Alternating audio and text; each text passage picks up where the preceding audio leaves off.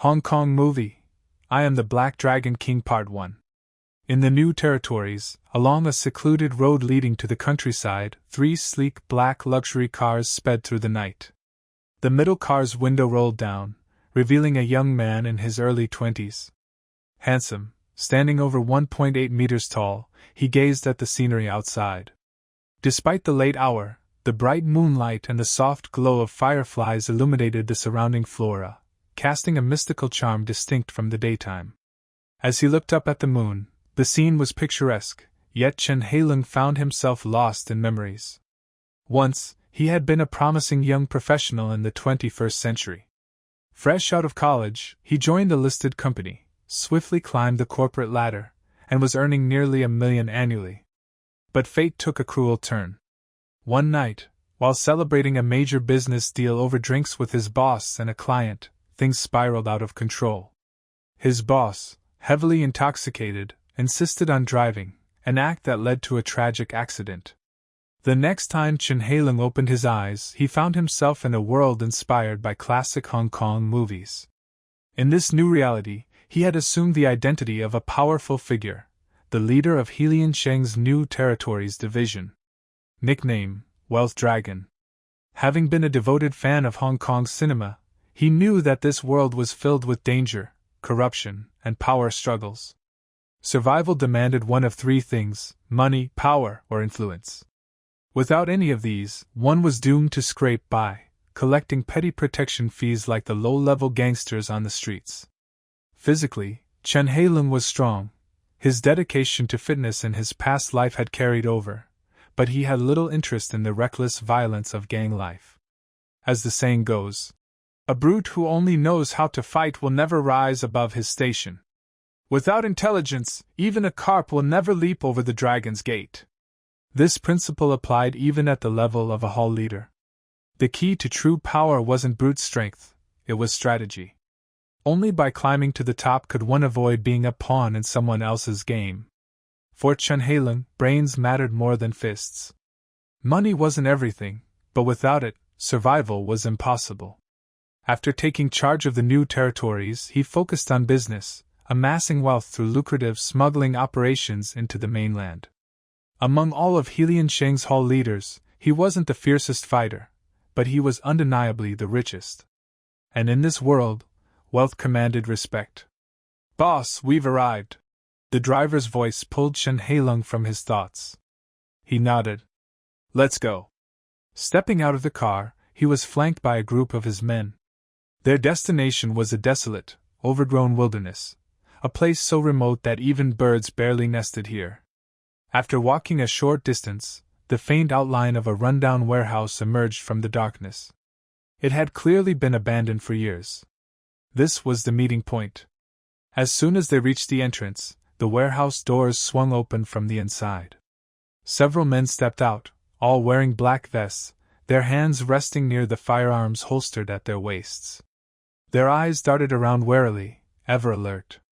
Among them, a man in a suit spotted Chen Hailung. Instantly, a respectful smile spread across his face as he hurried forward. "Brother Hailung," he greeted. Chen Hailung nodded approvingly. "Let's go, Jean-Mi, show me what you've got."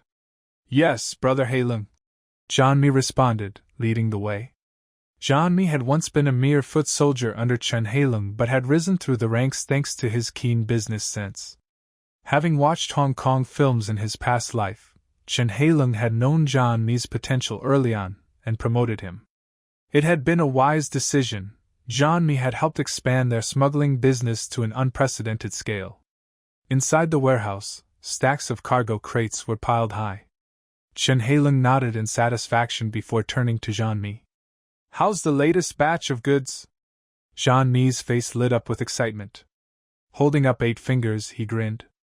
"Brother Hailung, this shipment has already made it to the mainland. Everything's sold.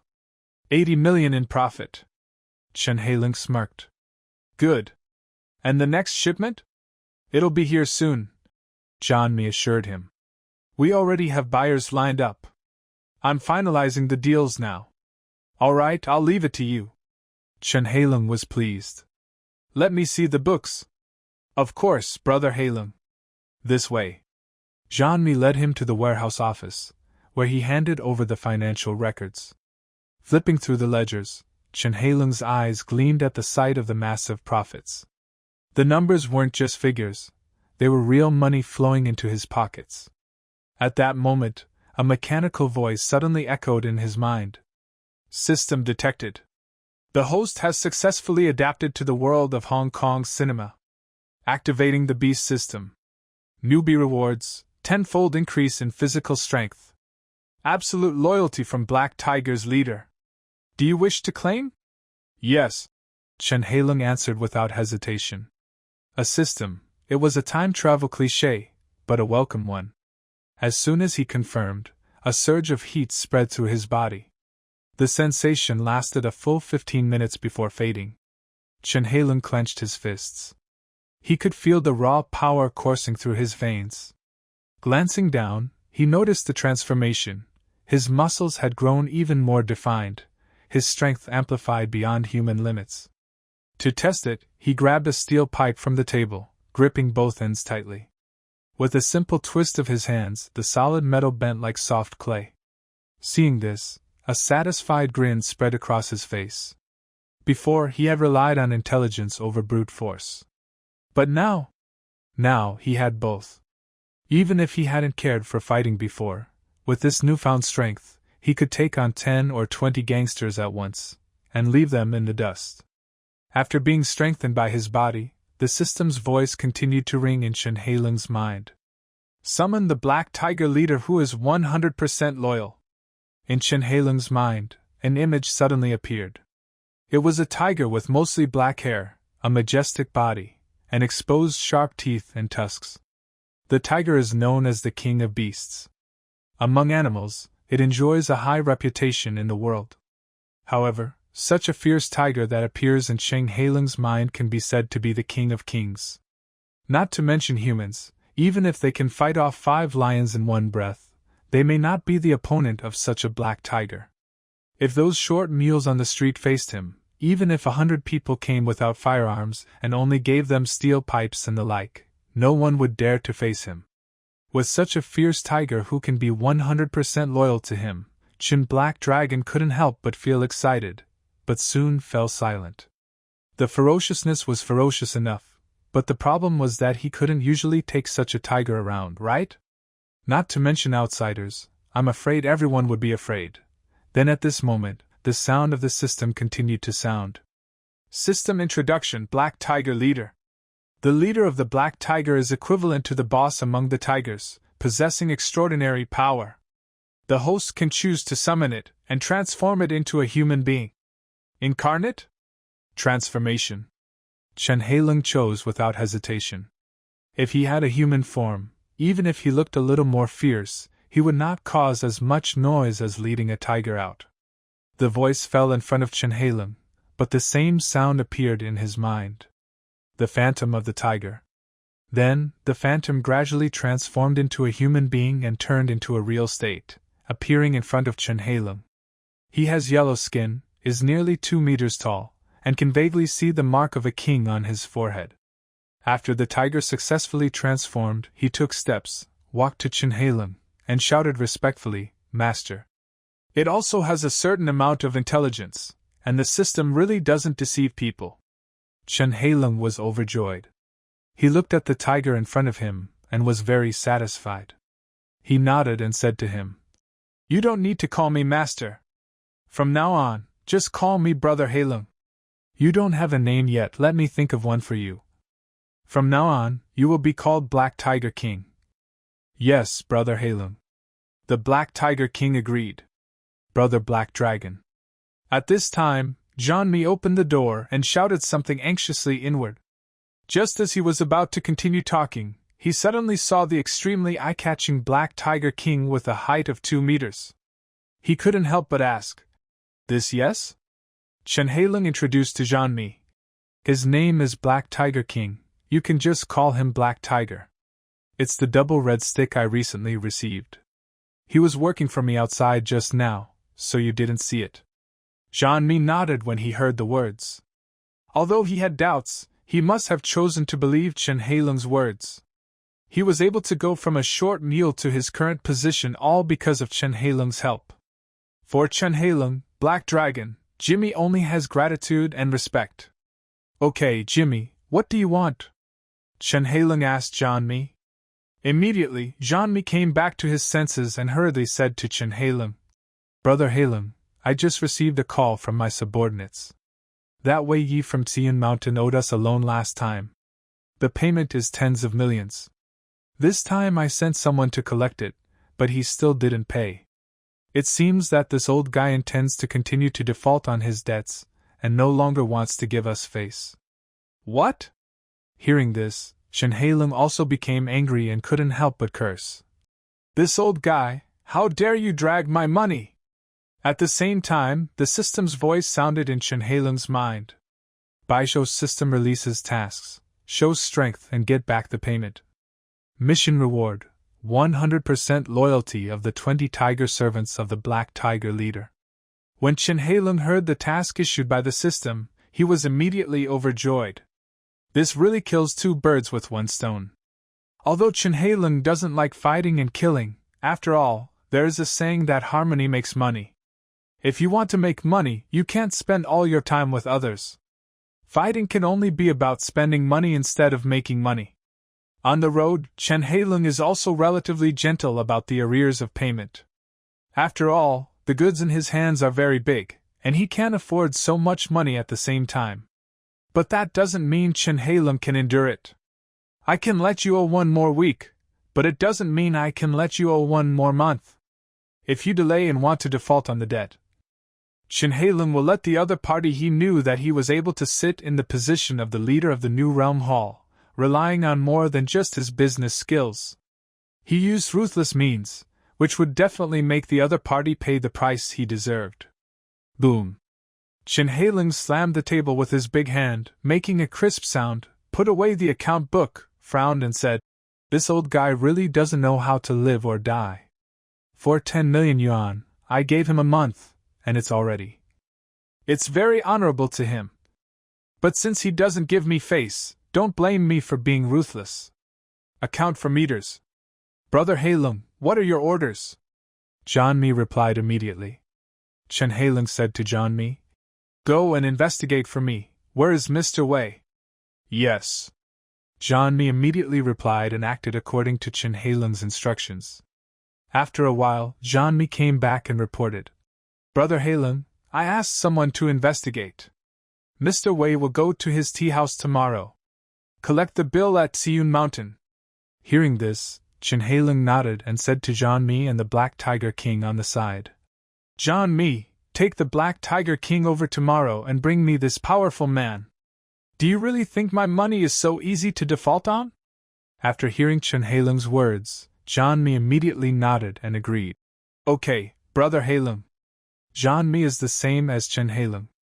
Although they don't like fighting and like to talk business, it doesn't mean that they are good men and women. Let's talk about money, we have something to say. But if the talk can't go on, it depends on whose fist is stronger. Xian Mountain Tea House. There is an exquisite coffee table placed by the window. No one can sit in front of this coffee table unless they are distinguished guests. At this moment, in front of this coffee table, a waiter was smiling and said respectfully, How about Wei Ye? This is the best tea in our tea house. Our boss specially brought it from mainland China some time ago. Coming. Our boss has told us that if Mr. Wei comes to sit in the tea house, he must give you this tea. If you like it, you can take some back. Your tea is pretty good. Picking up the teacup and taking a sip, smelling the aroma and savoring the taste, Mr. Wei nodded with satisfaction. It is indeed good tea. Although Mr. Wei looks a bit tall and thick, he is wearing a gray suit with a blue shirt underneath, a gold watch on his hand, and a gold chain around his neck. He looks like a businessman and a nouveau riche. But as for the taste of this tea, Mr. Wei has some taste, and he can tell that the tea served to him by this tea house is indeed a rare and good tea.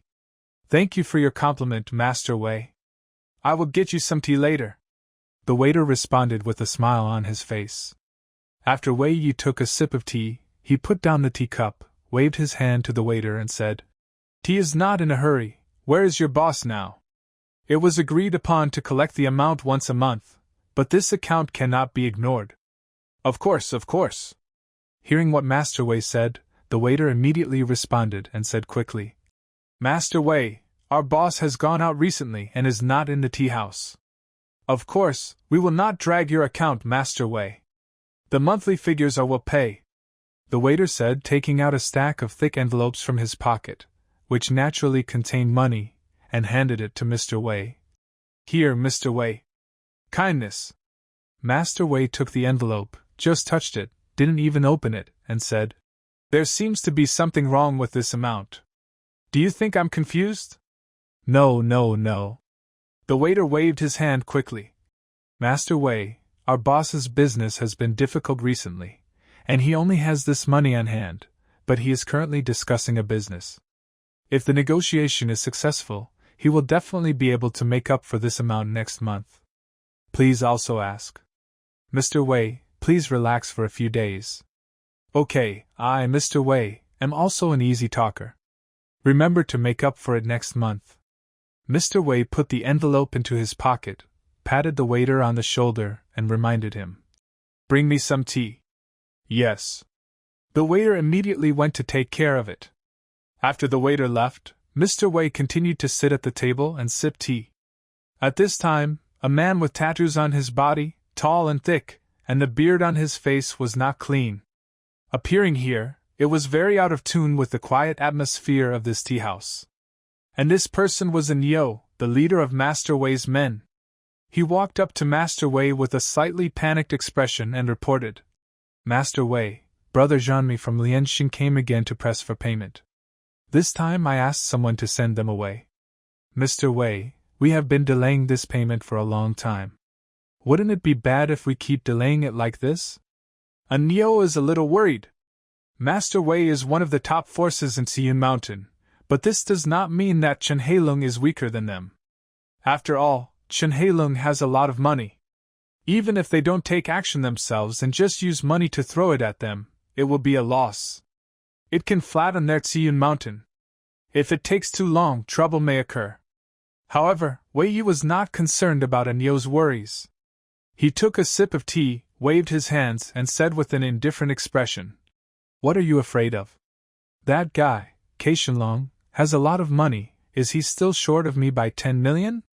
After saying that, Mr. Wei smiled awkwardly. And it's not that I don't want to pay back the money, it's just that I don't have so much on hand now. You know what happened a few days ago. I went to Haojiang. I thought I could make a fortune there, but I ended up losing more than 5 million. Now I can't give him 10 million at the moment.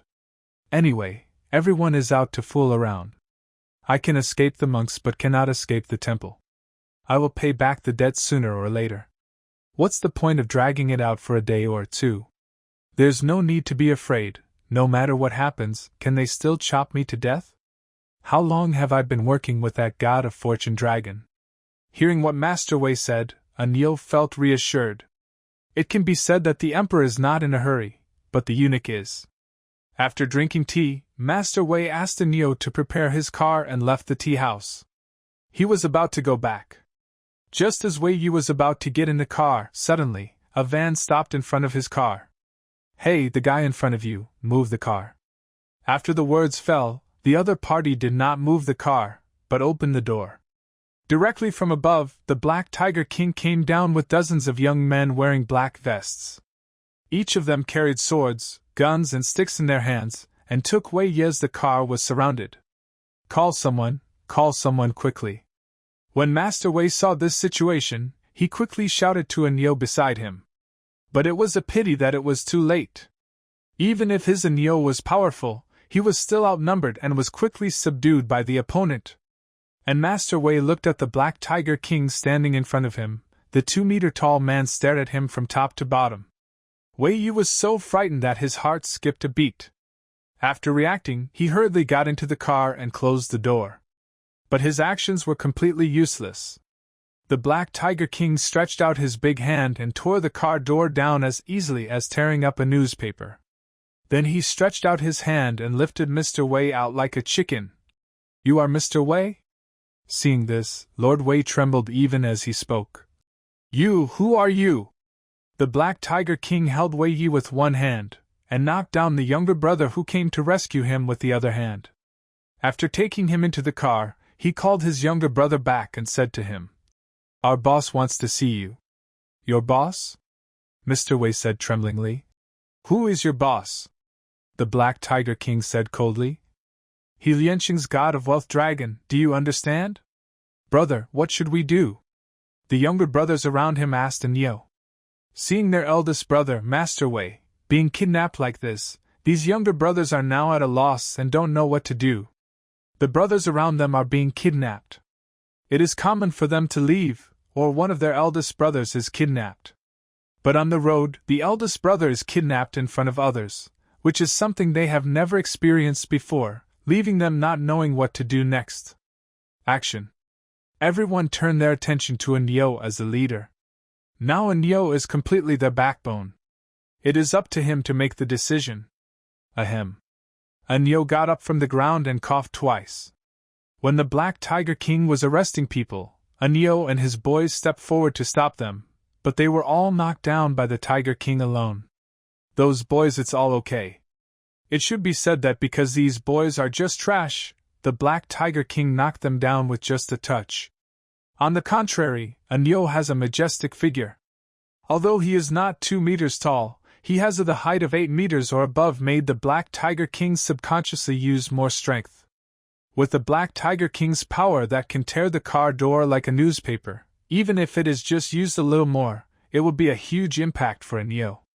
After this trip, Neo was the most seriously injured. After taking a deep breath and calming down the pain, he shouted to the younger brothers, "Go find a car. I'm going to Master Wei's house now." "Yes." Now the younger brothers didn't know what to do except what Neo said, so they immediately followed the instructions. Neo knew that it must be the Kaishan Long from Lianxing who captured their boss. Apart from him, there must be no one else. People. Soon, the boys found a car, and Annie drove the car to Master Wei's home. When he arrived at Master Wei's home, he entered the hall. You could see a girl wearing a student uniform was lying on the sofa, eating potato chips and watching TV. From time to time, the content on the TV made her laugh.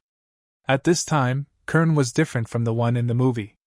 Although he knew that his father was a gang member, he could at this time, I wasn't that promiscuous yet, she was considered a young and energetic girl.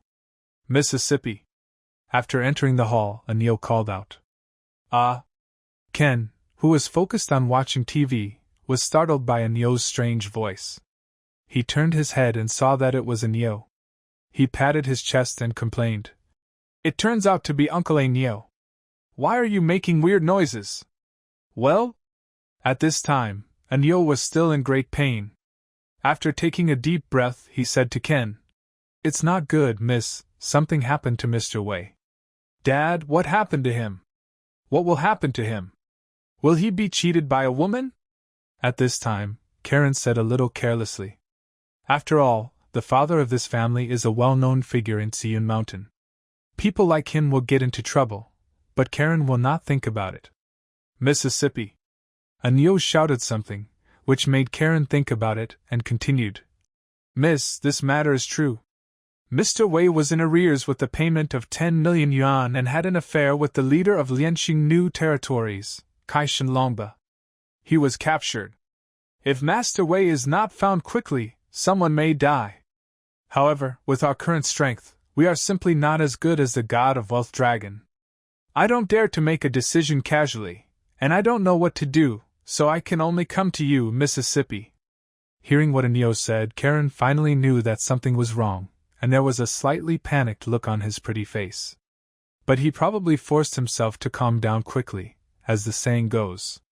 Master Wei is in the Jianghu, so his daughter will naturally be contaminated by the Jianghu atmosphere.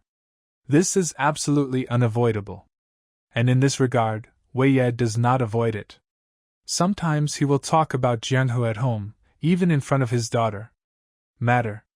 Therefore, Karen is relatively knowledgeable about this aspect. After calming down, Karen hurriedly said, "No matter what, we must find Dad first. Uncle Anu, hurry up and get the car ready." No, send all the cars in the house and all the people out. You must find my dad first. The god of wealth dragon in the new territories, right? Dad has a deal with them, and it is very likely that he will be taken to the old trading place. No matter what, we will go there one by one. This is the only way we can do it. Yes, miss. Looking at my young lady, her words were a little incoherent, but she still tried her best to do what she could. Anyo also immediately agreed.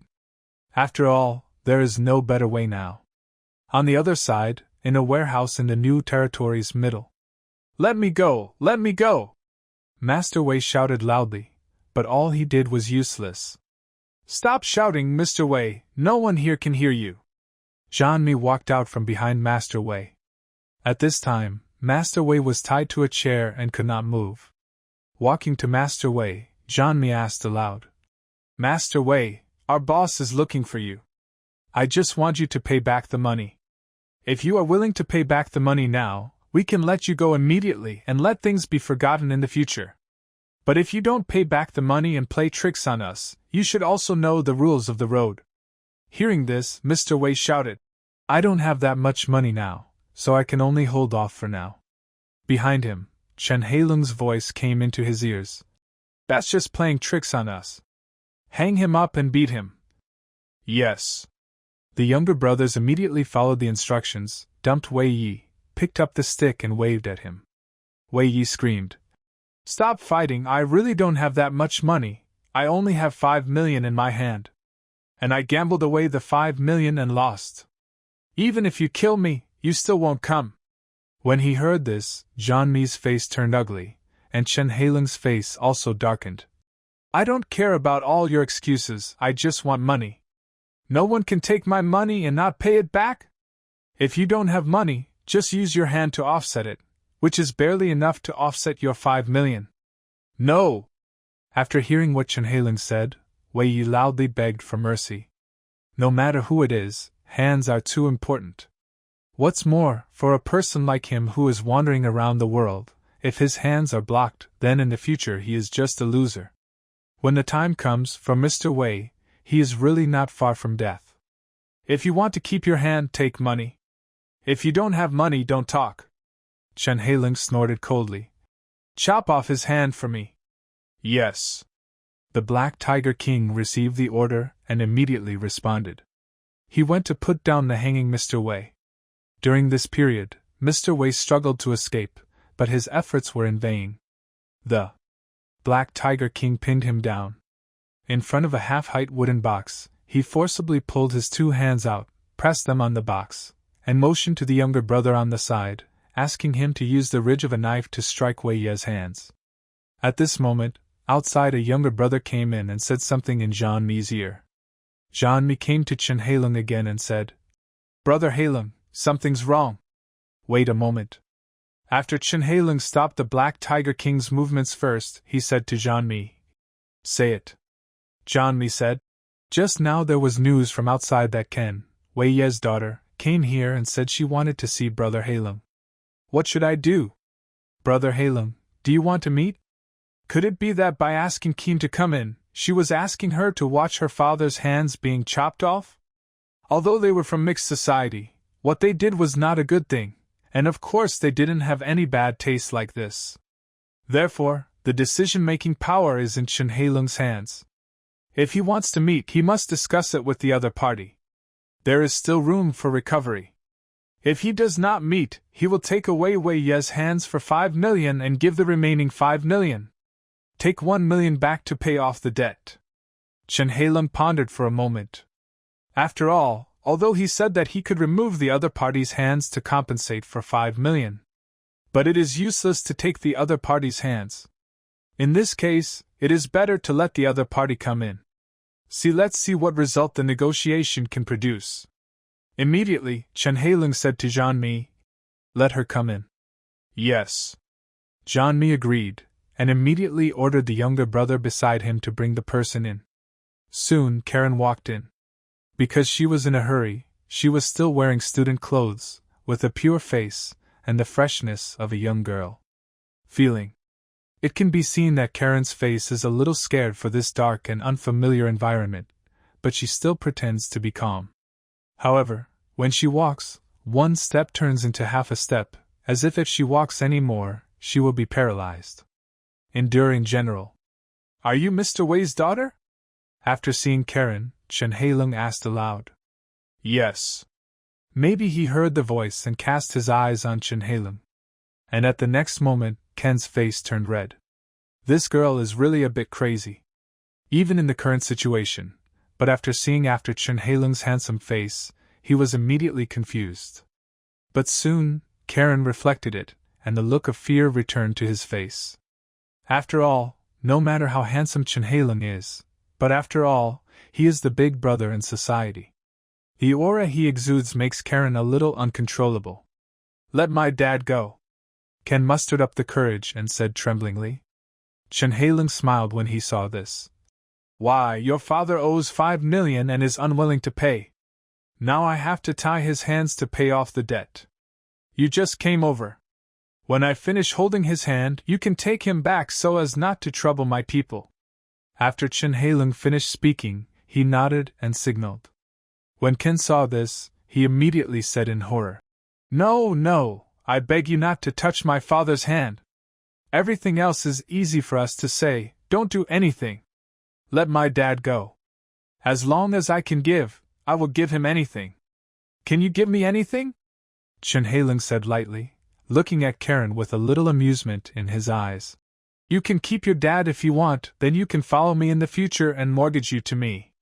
After all, she is the daughter of a gang boss, so she can pay off the debt of 5 million yuan.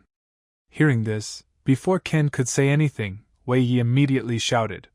Wealth Dragon, don't touch my daughter. If you want to touch me, I will touch you. If you want money, I will give it to you. Don't touch my daughter. I will find a way to get that 5 million. You calculate the interest on me. Calculate the highest interest on the road. I will pay it back to you sooner or later. I will never regret it. Now, I don't have anything to say to you. I am not a good man and a woman of faith. I want you to pay back the money you owe me now. Chen Heilung said the next sentence indifferently, and then looked at Ken. What did you say? Master Wei kept shaking his head at Ken. But Ken did not look at Master Wei. Instead, his eyes fell on Chen Heilung. His cheeks became increasingly red. He bit his lips and agreed. If you are willing, I will follow you from now on and let my dad go. Although Karen's words were full of coercion, she still thought in her heart. I'll just follow you, and I won't suffer any loss. For a young girl like Karen, she is very willing to find a handsome and domineering boyfriend. Although it is not a good thing, it is still offered to her. How could she refuse? After Karen agreed finally, the system's voice sounded in Chen Heilung's mind. Congratulations to the host for completing the task. The beast system releases the task, shows strength and get back the payment. The mission is completed and the reward is obtained, 100% loyalty of the 20 tiger servants of the Black Tiger leader. Later, Chen Heilung asked people to put Wei Yi back, but Ken stayed. After settling the matter, Chen Heilung went to the underground warehouse and summoned the 20 tigers, and they transformed into human beings and named them with numbers like Tiger 1, Tiger 2, and Tiger 3. After that, they also let the Black Tiger King lead them and became the Black Tiger King's direct younger brother. At night, in Chen Heilung's bedroom, Baden came out of the bathroom, wrapped in a white towel, with extremely blushing cheeks. Seeing Chen Heilung also had a smile on his face that every man knows how to do, and he can be wild tonight. Morning. Jean Mi came to the factory. Go straight into Chen Heilung's bedroom. No one would have thought that Chen Heilung would place his lair here. The smuggling business he was mainly engaged in now made it impossible to stay in a bar overnight. This is not only secretive, but also very safe. If anything happens, it can be dealt with immediately. At this time, Jean Mi walked to the door. Just as he was about to knock on the door, there was a strange movement inside. He was stunned for a moment, then his expression changed slightly. Through the door, Chen Heilung's low roar could be clearly heard, accompanied by the woman's suppressed voice. one after another, endlessly. He took his hand back abruptly, knowing it in his heart. I just didn't expect that the boss would have to get up early in the morning to do something. He stood silently at the door, not disturbing Chen Heilung's enjoyment. After more than 10 minutes, the movement inside gradually became fainter. Only then did Zhanmi step forward. Dong dong dong. Who? Boss, it's me. Wait a minute. A few minutes later, the door suddenly opened. The bed was in a mess. The sound of running water came from the bathroom. It seemed that Coco and was taking a bath. At the same time, Chen Heilung's figure appeared. Brother Black Dragon! Zhanmi immediately averted his eyes and bowed respectfully. Chen Heilung nodded slightly. He threw a cigarette to him and lit it for himself. Along with the white smoke, Chen Heilung asked, What do you want from me? Zhanmi didn't dare to neglect and immediately took over and lit it. Brother Heilung, today is the day of the meeting with Lianqing. According to the regulations, you must come forward and pay the membership fee. Chen Heilung took a look, and his aura was calm. He nodded. He took Zhanmi to the office, opened the safe, and saw a pile of thick banknotes neatly placed inside, all of which were brand new. Large denomination. Zhanmi waited respectfully beside him. It was not until Chen Heilung waved that he came over with a mountaineering bag to help put the money in. A full 1 million in cash made the mountaineering bag bulging. Let the Black Tiger King and his 20 henchmen stay in the factory and not run around until I come back.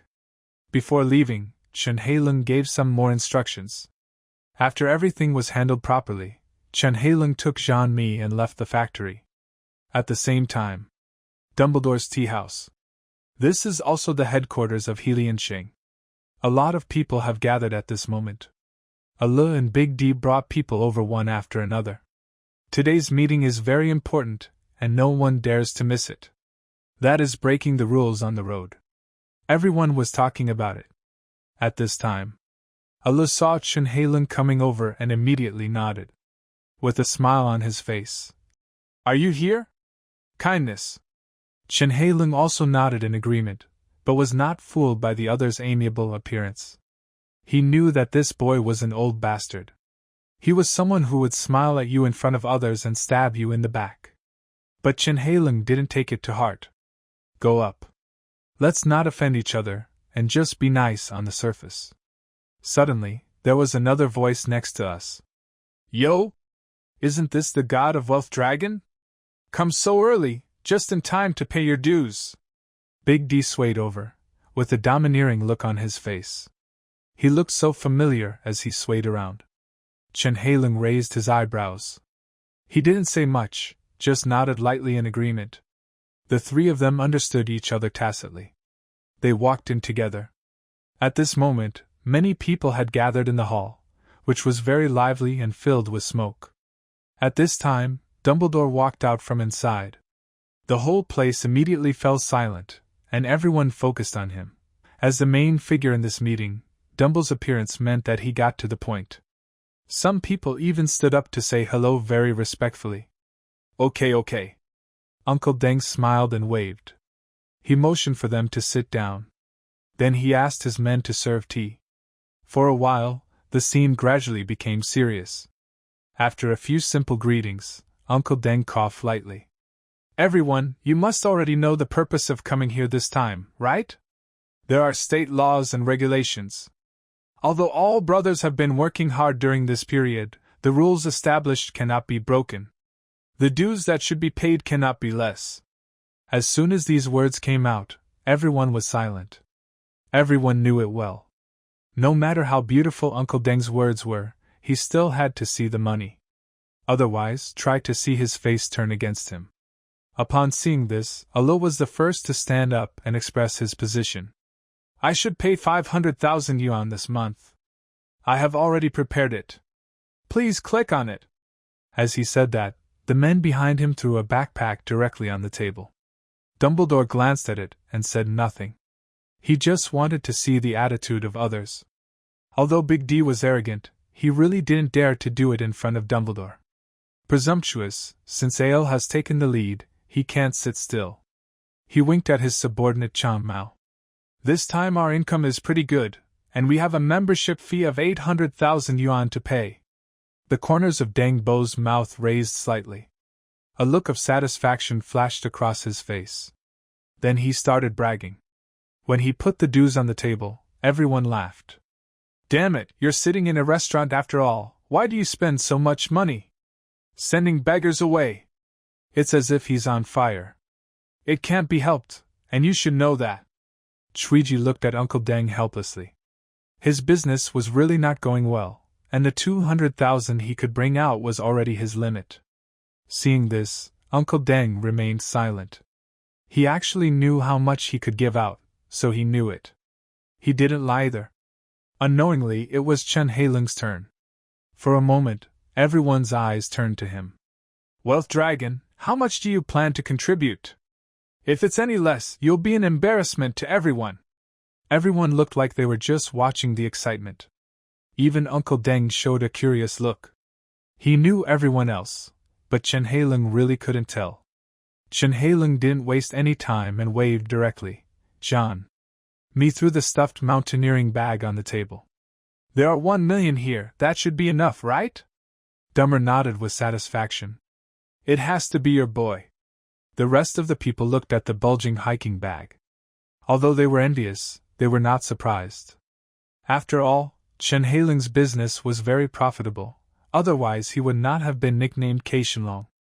After all the money was collected, Dumbledore knocked on the table. I invite you all to come today. In addition to paying fees according to the rules, there is another thing. Next, Lian Xing and Lian Xing are going to choose a new seat. Who among you wants to run? As soon as these words came out, the atmosphere of the whole place changed instantly. Everyone became nervous. Allah took the initiative to stand up and said, Actually, I just want to contribute to the club. As for whether I can be a member of the club, it's fine. Ah? Big D on the side snorted coldly. His face was full of disdain. Hypocritical! What do you mean? Ale frowned. Just do it if you want to, how can you pretend? Still working hard. Anyway, this time my Big D is settled. Whoever is dissatisfied should stand up and fight. As soon as these words came out, everyone fell silent. Although Big D was arrogant, he was really capable. There would be no easy end to his tough steel. At this time, the voice of the system sounded in Chen Hailing's mind. The beast system releases a task, stand up and fight for the victory. Complete the mission and receive rewards 3 freighters. Fight for a seat. Chen Hailing looked around and saw that no one really dared to speak. He couldn't help but smile. He held his fingers with both hands. Since no one else is running for election, it's too deserted. Why don't I join in the fun? This time I will also run for office. As soon as these words came out, the whole audience was surprised. Everyone looked at Chen Hailing in surprise. This guy is different from other club members in the eyes of everyone. He only wants to do business, and does not want to get involved with the Jianghu. Enter the Jianghu. The club is just a layer of identity to facilitate one's own business.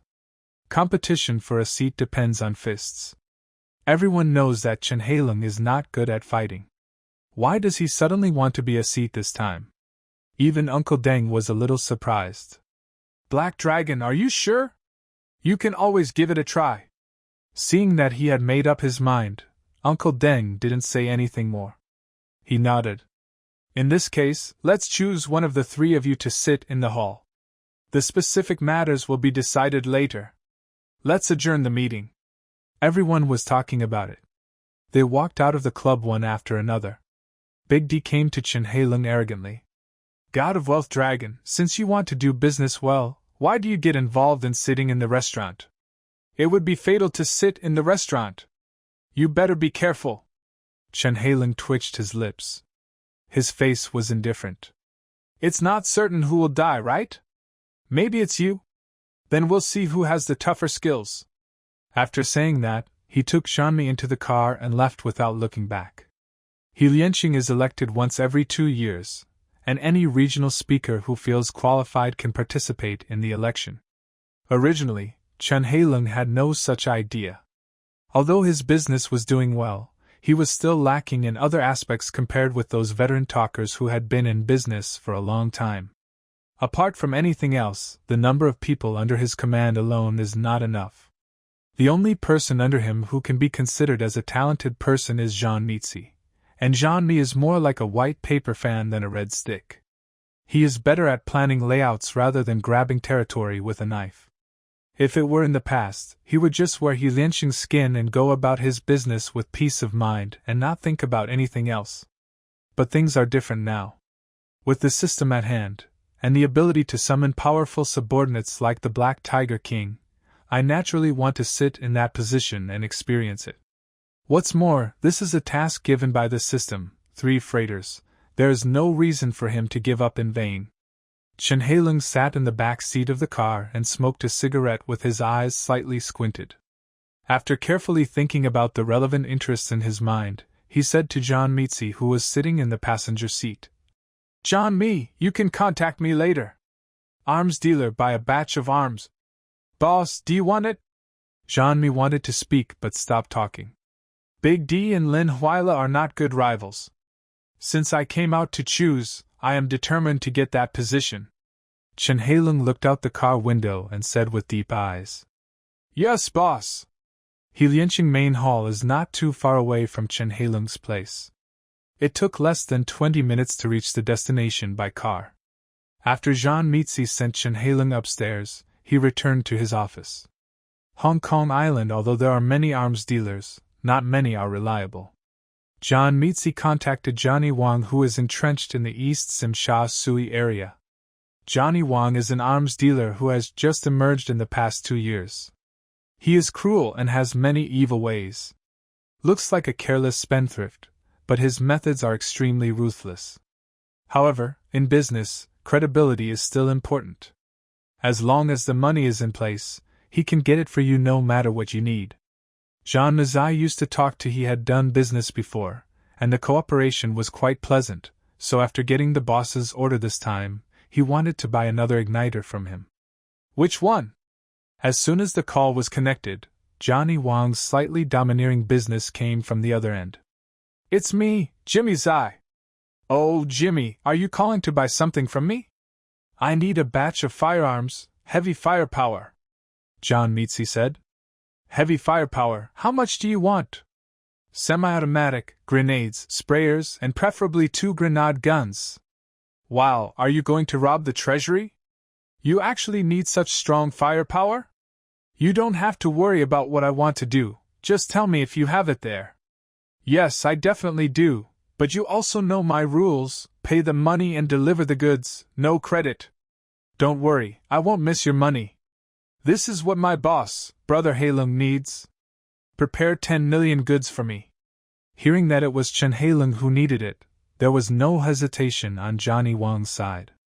Kei Shenlong now has a reputation on the road. He may be short of other things, but this little money is not a problem at all for him. "No problem, come pick up the goods tomorrow, remember to bring money." When Jean-Mi contacted Johnny Wang, Chen Heilung was in the office receiving system rewards. The system asked him to complete the task by competing with Lianxing in the hall. As early as in the main hall, he had already received the task completion prompt. It's just that the 3 cargo ships are not like other things. He can't just accept them casually. If 3 ships suddenly appear out of thin air in front of the big bosses, they and Lianxing will probably be packed up by the relevant departments. Takeaway research. As a result, the reception process was not as concrete as summoning the Black Tiger King, but there was an extra stack of documents on the table. He opened it and took a look. These documents were the relevant procedures for the freighter. Not only did they include purchase records, but also port information, etc. This made him feel that the system was quite user-friendly. Otherwise, how would the freighter be transported here? It's a problem at sea. The displacement of these 3 cargo ships is not large. They are small shipping vessels. They are naturally not good enough for transporting bulk items across oceans, but they are just right for Chen Heilung. His main business is smuggling, and the destination of smuggling is the mainland.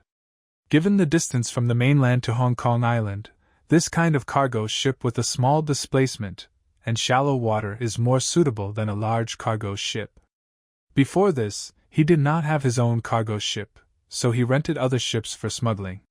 Chartering a ship for smuggling is different from doing serious business. In serious business, chartering a ship is based on load and distance, but for smuggling, profits need to be shared with the ship owner. Although he makes a lot of money from each smuggling operation, he has to share it in vain. Part of the ship owner. Now that I have my own ship, I can increase my profit margins a lot. Knock, knock, knock! While I was looking through the documents, there was a knock on the door outside the office. Come in, Chen Heilung said out loud. Boss!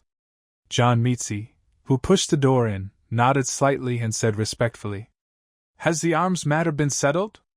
Chen Heilung raised his eyes and said. Done. I contacted Johnny Wang and he asked me to bring the money to pick up the goods tomorrow. Chen Heilung nodded.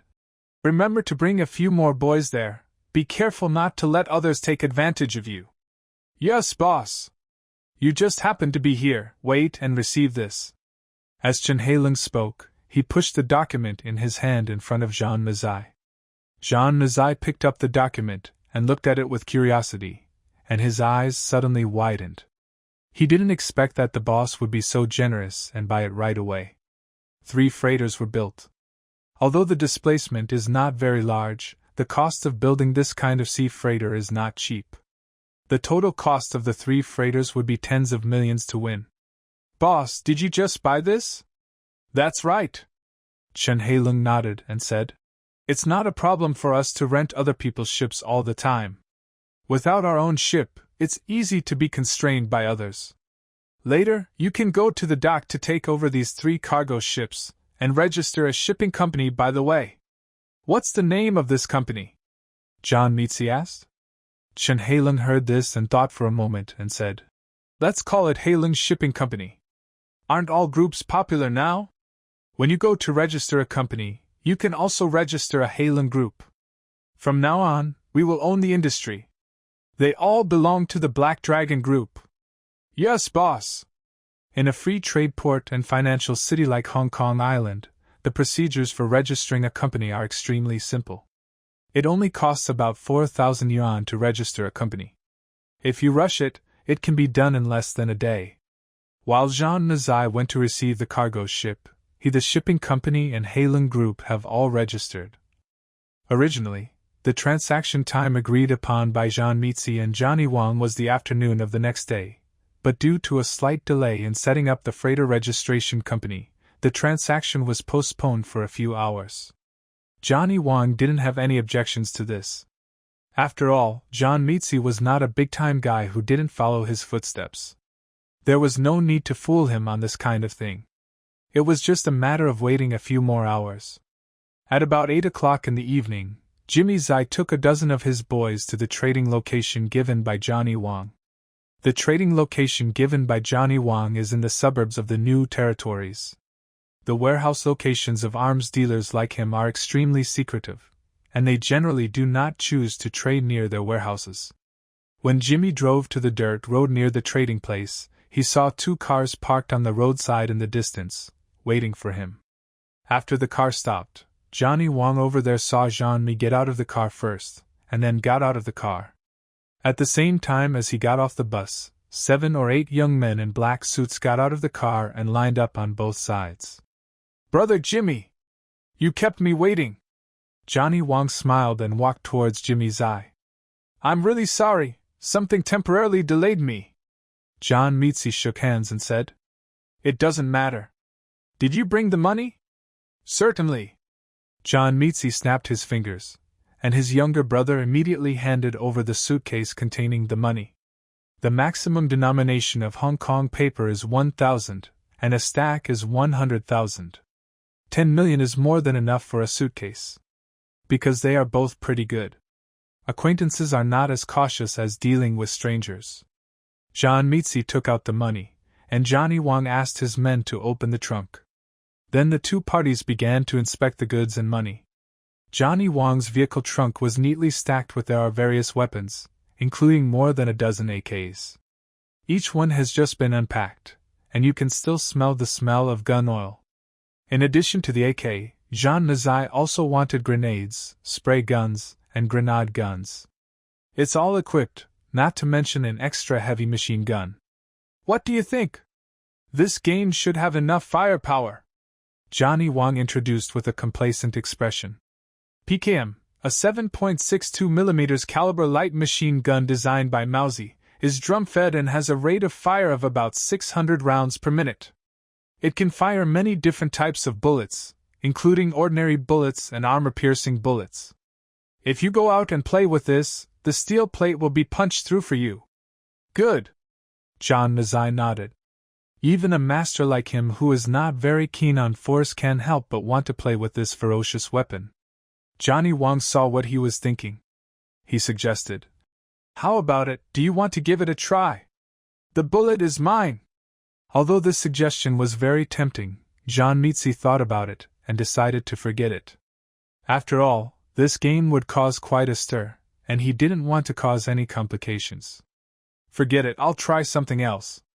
After that, he took out a black star from the wooden box and disassembled it. Although Johnny Wong was a bit arrogant, there was really no choice in these goods.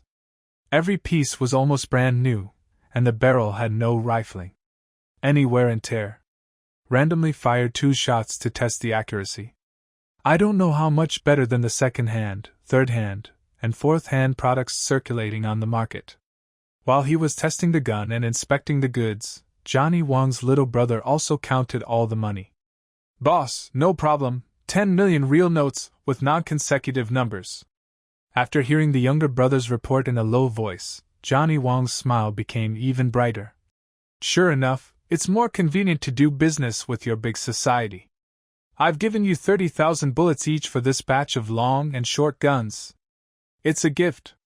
AK bullets and PKM are both 7.62mm and can be used interchangeably. 20 rounds of grenades are provided for you. If you run out of ammunition, you can come to me to buy it. I guarantee a discounted price for you." "Thanks," Jean Mitzi said with a smile. "You're welcome." Johnny Wong pointed to the 2 small trucks containing arms. "These 2 trucks are also given to you. Now that we have settled the money and goods, any further problems have nothing to do with me." While Johnny Wong was speaking, his younger brother pushed out several motorcycles from the grass huts on the roadside. "Clear. Okay, call me next time if you need me." After saying that, Johnny Wong and his younger brother got on their motorcycles and disappeared at the end of the dirt road. After Jean Mitzi let his younger brother get into the truck, he called Chen Hailung. "Boss, the weapons have been obtained. Where are they shipped to now?" "Send this shipment to warehouse number 6, Chen Hailung said on the other end of the phone.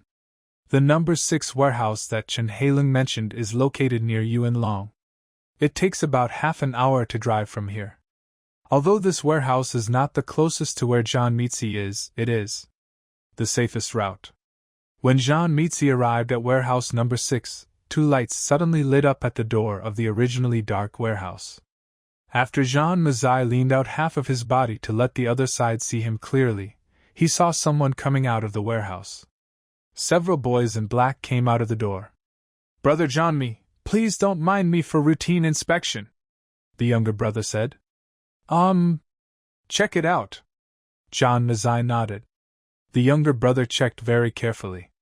Basically everyone was identified with a flashlight.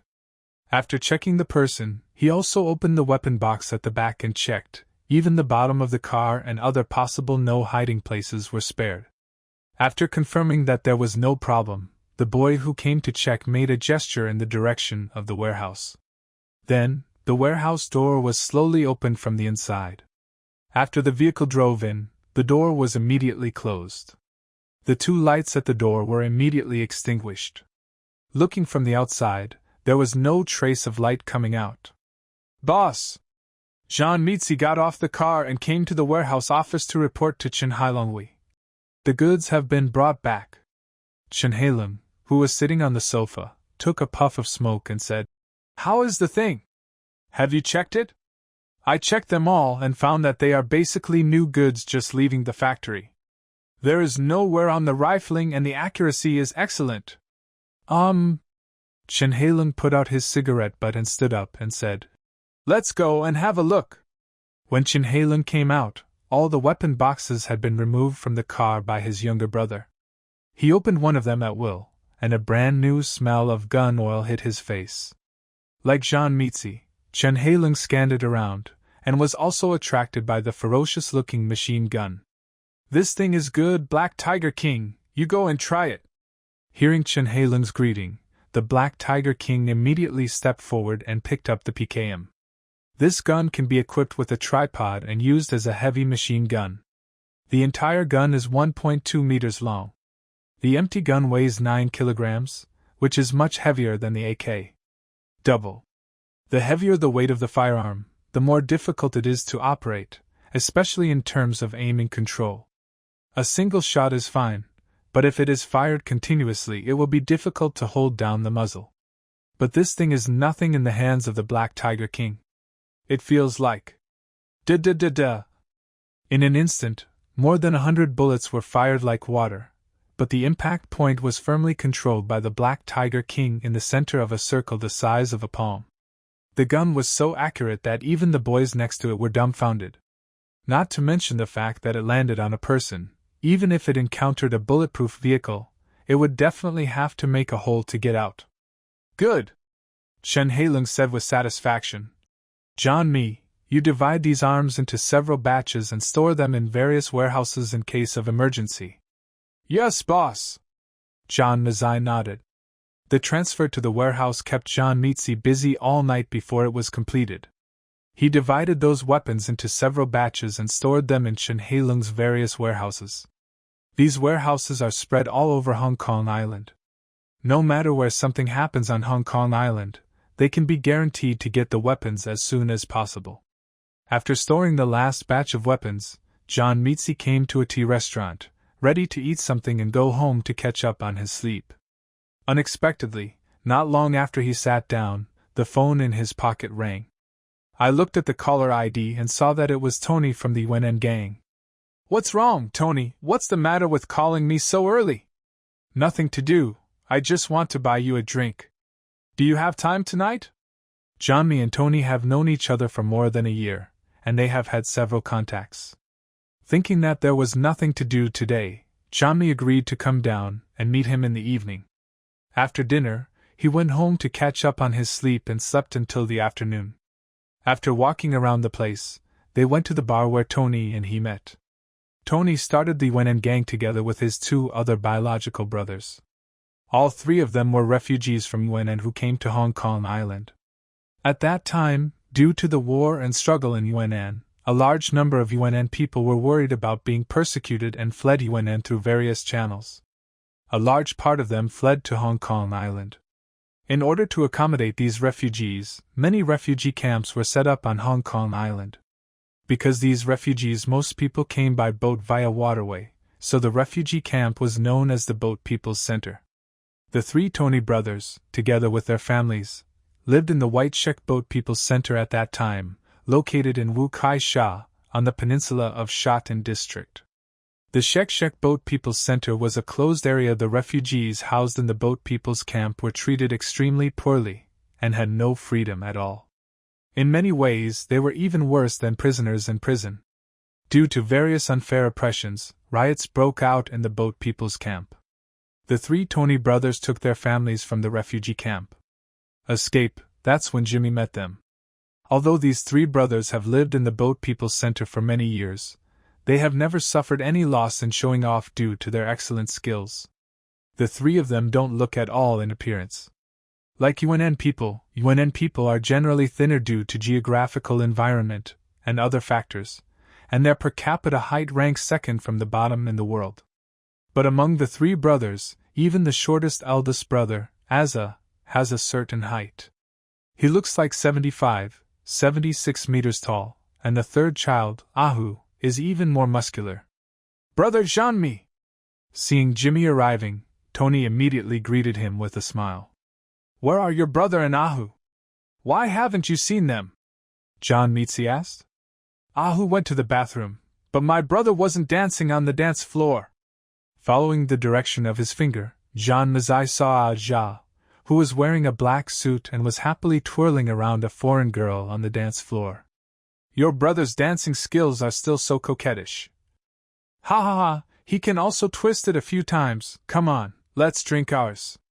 Jean Mazai, under Tony's kind invitation, sat in the booth and exchanged glasses with him.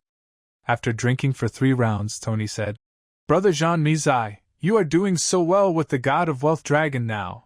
If you have no matter what kind of business you don't like, remember to look after our brothers. Why, didn't I remember that you have your own business? Don't mention it, these societies in Hong Kong are very xenophobic. It's not easy for us outsiders to get along. Tony's words are not nonsense. The Hong Kong community is very wary of outsiders, that is, it can provide some convenience to the big circle boys who have the same clan and ancestors. Others, regardless of whether they are from UNN or other countries, want to be in the community. It is impossible to establish an association by planting flags and enclosing land on Hong Kong Island. Local associations are not allowed at all. It is okay for foreigners to form gangs and engage in black business on Hong Kong Island, but if they want to enclose land and occupy territory, they will be beaten to death. Therefore, people like the UNN gang can only do marginal business. But after John Meetsy heard this, his heart moved slightly. The boss had just bought 3 cargo ships. If he just did business in the mainland, he would have a lot of money. If we can open up another channel for smuggling to UNN, it might be a new way to make money. Are you willing to do the smuggling business? I am willing. As long as it is profitable, we are willing to do any business, Tony said hurriedly. Well, I'll discuss it with the boss tomorrow and see what he says. If he agrees, I'll contact you again. Thank you, Jimmy. Tony picked up a glass of wine and said, I'll drink this glass, you can do whatever you want. Early the next morning, Jean Meetsy reported the matter to Chen Hailung. After hearing the report, Chen Hailung was also a little moved. Although he only has 3 cargo ships now, with the system close by, there will only be more and more cargo ships in the future, but it is better to seize channels sooner rather than later. It is not a loss to take advantage of the pit now. After pondering for a moment, he rushed to Mizai and said, Go and contact them and make an appointment to meet at warehouse number 8. I'll meet them first before talking. Okay, boss. Warehouse number 8 is located near Saigon Pier. When Chen Hailung arrived with Jimmy Zai, the 3 Tony brothers had been waiting here for a long time. As soon as they got off the car, the 3 Tony brothers immediately came forward and bowed respectfully. Brother Hailung. Chen Hailung looked at the 3 of them up and down, and his initial impression of the 3 brothers was pretty good. John Meetsy has already told me about your matters, so I won't tell you any nonsense. What I'm mainly doing now is the mainland market, and I haven't been involved in the UNN market for the time being. If you follow me, you need to open up the market yourself. I will provide the supply and you will be responsible for transportation and sales. Regarding profits, I won't treat you badly either. I'll split the profit 40 to 60. If you're willing to do it, we'll cooperate. If you're not willing, let's stop right there. Yes, we are willing, Tony responded hurriedly. With this cooperation method, it seems that they can do everything. Chen Hailung only needs to ship the goods to get money, and he also gets the bulk. But the accounts cannot be calculated like this. Chen Hailung is the leader of Helianqing. People can get many things, but that doesn't mean they can get it. Even if they get it, the cost is much higher. Moreover, Chen Hailung is making the initial investment. They only need to provide manpower, which is almost the same as a business without capital. How could you not agree? In this case, you can just hand over to Jean Mazai later. Chen Hailung glanced at the 3 of them and said, But I have to say some ugly things first. If you follow me, you must abide by my rules.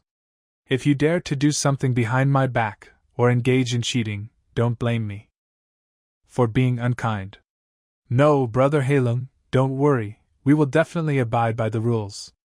While Tony was patting his chest in assurance, he glanced at the Black Tiger King standing next to Chen Hailung from the corner of his eye. He had a body that could run a horse, and it felt like he could smash a car with one punch. He didn't want to try it. Okay, that's it. Shen Heilung rushed to Jean Nazai and confessed. I will leave the specific matters to you. I will go back first. Yes, boss. Mongkok Golf Club. The three Tony brothers are playing and betting with their golf buddies here. Bang!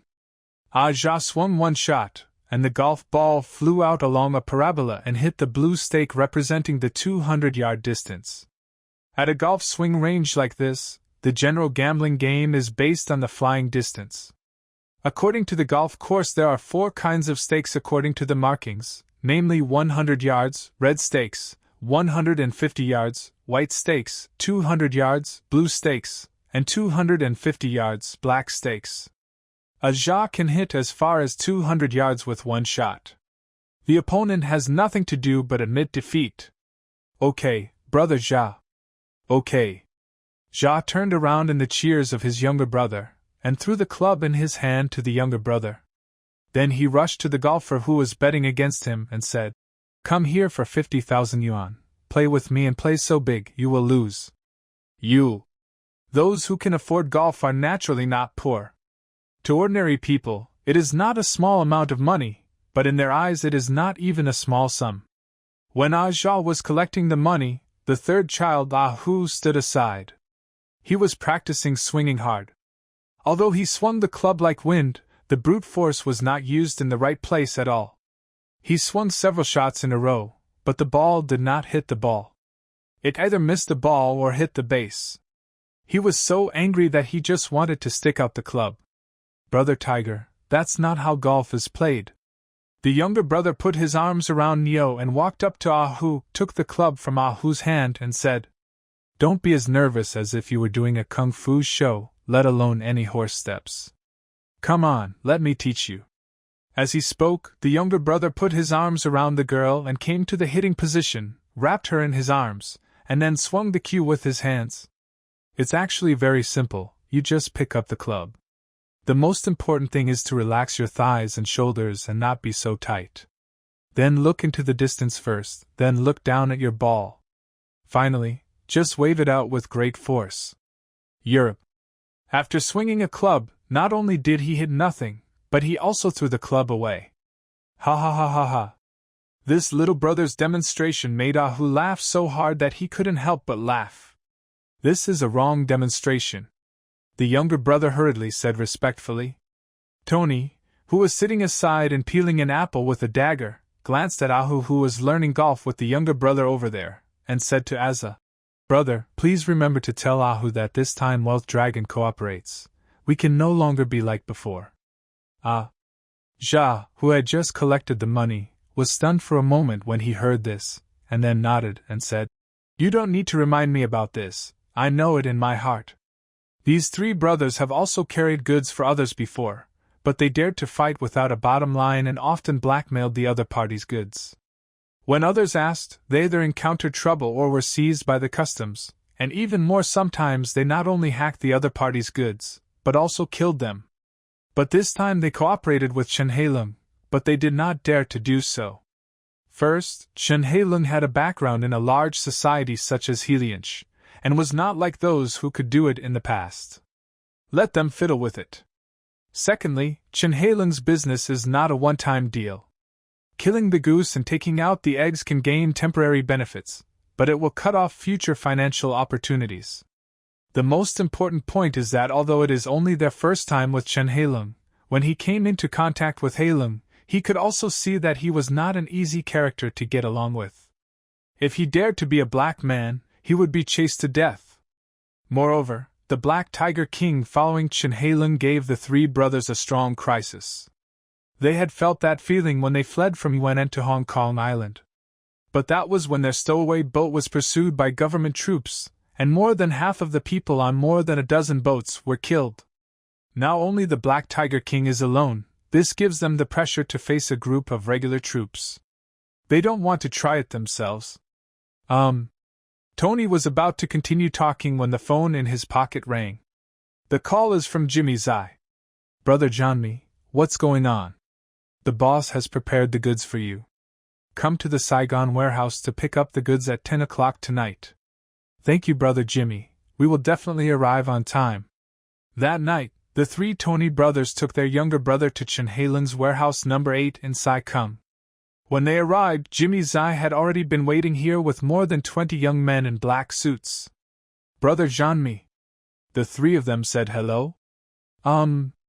Jean-Mi nodded, glanced at the little brother they brought and said, "You three follow me, let your little brother wait outside." "Okay." Aja answered and turned to his younger brother and said, "You all just wait outside for me, and you are not allowed to wander around without my order." After hearing this, the boys from the UNN gang returned to the car and waited. After the three of them followed John Mitzi into the warehouse, they were immediately stunned by the dazzling array of goods in front of them. "The price of goods here is 100 million. John Mitzi introduced as he walked. "This is the electrical appliances area.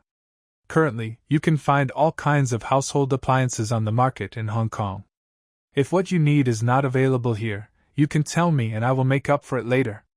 Goods. This is the tobacco and wine area, with red wine, white wine, whiskey, flue-cured cigarettes, cigars and foreign cigarettes. That's the department store area over there, where all the daily chemicals and groceries are." As Jimmy Zai explained, the eyes of the three Tony brothers became brighter and brighter. For things like smuggling, it's not that smuggling illegal items makes money, but that regular consumer goods make more money. Although those illegal profits are high, their audience is also narrow. Unlike these things, as long as you get them to UNN, you don't have to worry about selling them. The most important thing is that the risk is still small. UNN has just experienced war, and many things cannot be produced at all, but the demand will not be reduced, especially for some enjoyment items, such as high-end home appliances, famous cigarettes and wines. Whether these things are used to establish relationships or to sell, they are more useful than cash, because in UNN at this time, there are some things that you may not be able to buy even if you have money. After they got online with Chen Heilung, they have already contacted merchants in UNN. Now, as long as these things are shipped there, the profit will be several times higher. This warehouse will be left to you. There will be a dedicated person to record the goods when they leave the warehouse. I will replenish the goods when there is insufficient, but you must settle the last account before you come to pick up goods next time. John Mitzi said. Clear. Tony nodded and said, Brother Jean-Mi, just don't worry. After confirming, Jean-Mi asked them to start pulling the goods. The three brothers worked until midnight before they finally finished pulling the needed goods. The next day, Jean-Mi Zai went to report the matter to Chen Heilung. By the way, I mentioned the news about Allah and Big D. Boss, Allah and Big D have been canvassing for votes these 2 days. Do we want it? He Lianqing's seat election is decided through the votes of the uncles. Whichever candidate has more votes will be elected to sit. He Lianqing now has 11 uncles and some hall leaders who are eligible to vote. This for 2 days, Allah and Big D were looking for people to canvass for votes. After hearing Jean Mitzi's report, Chen Heilung was a little hesitant, but after thinking about it, he took out his phone and called de Buhay. The call was quickly connected. De Buhay's voice came from the other end. Kai Shenlong, you called me? Do you have any business to take care of? De Buhay, do you have time? I want to meet you. Chen Heilung called him by his first name and said, I know you are very interested in the smuggling business in mainland China. Do you want to talk about it? De Buhay, who was drinking herbal tea at the herbal tea shop on the other end of the phone, felt a little moved when he heard this. Chen Heilung called at this time to say this. He knew exactly what he wanted, but Chen Heilung's god of wealth dragons with his reputation there, he would not be easily offended. After pondering for a moment, he said, Okay, I'm at Fuji Herbal Tea Shop in Kowloon City, Walled City.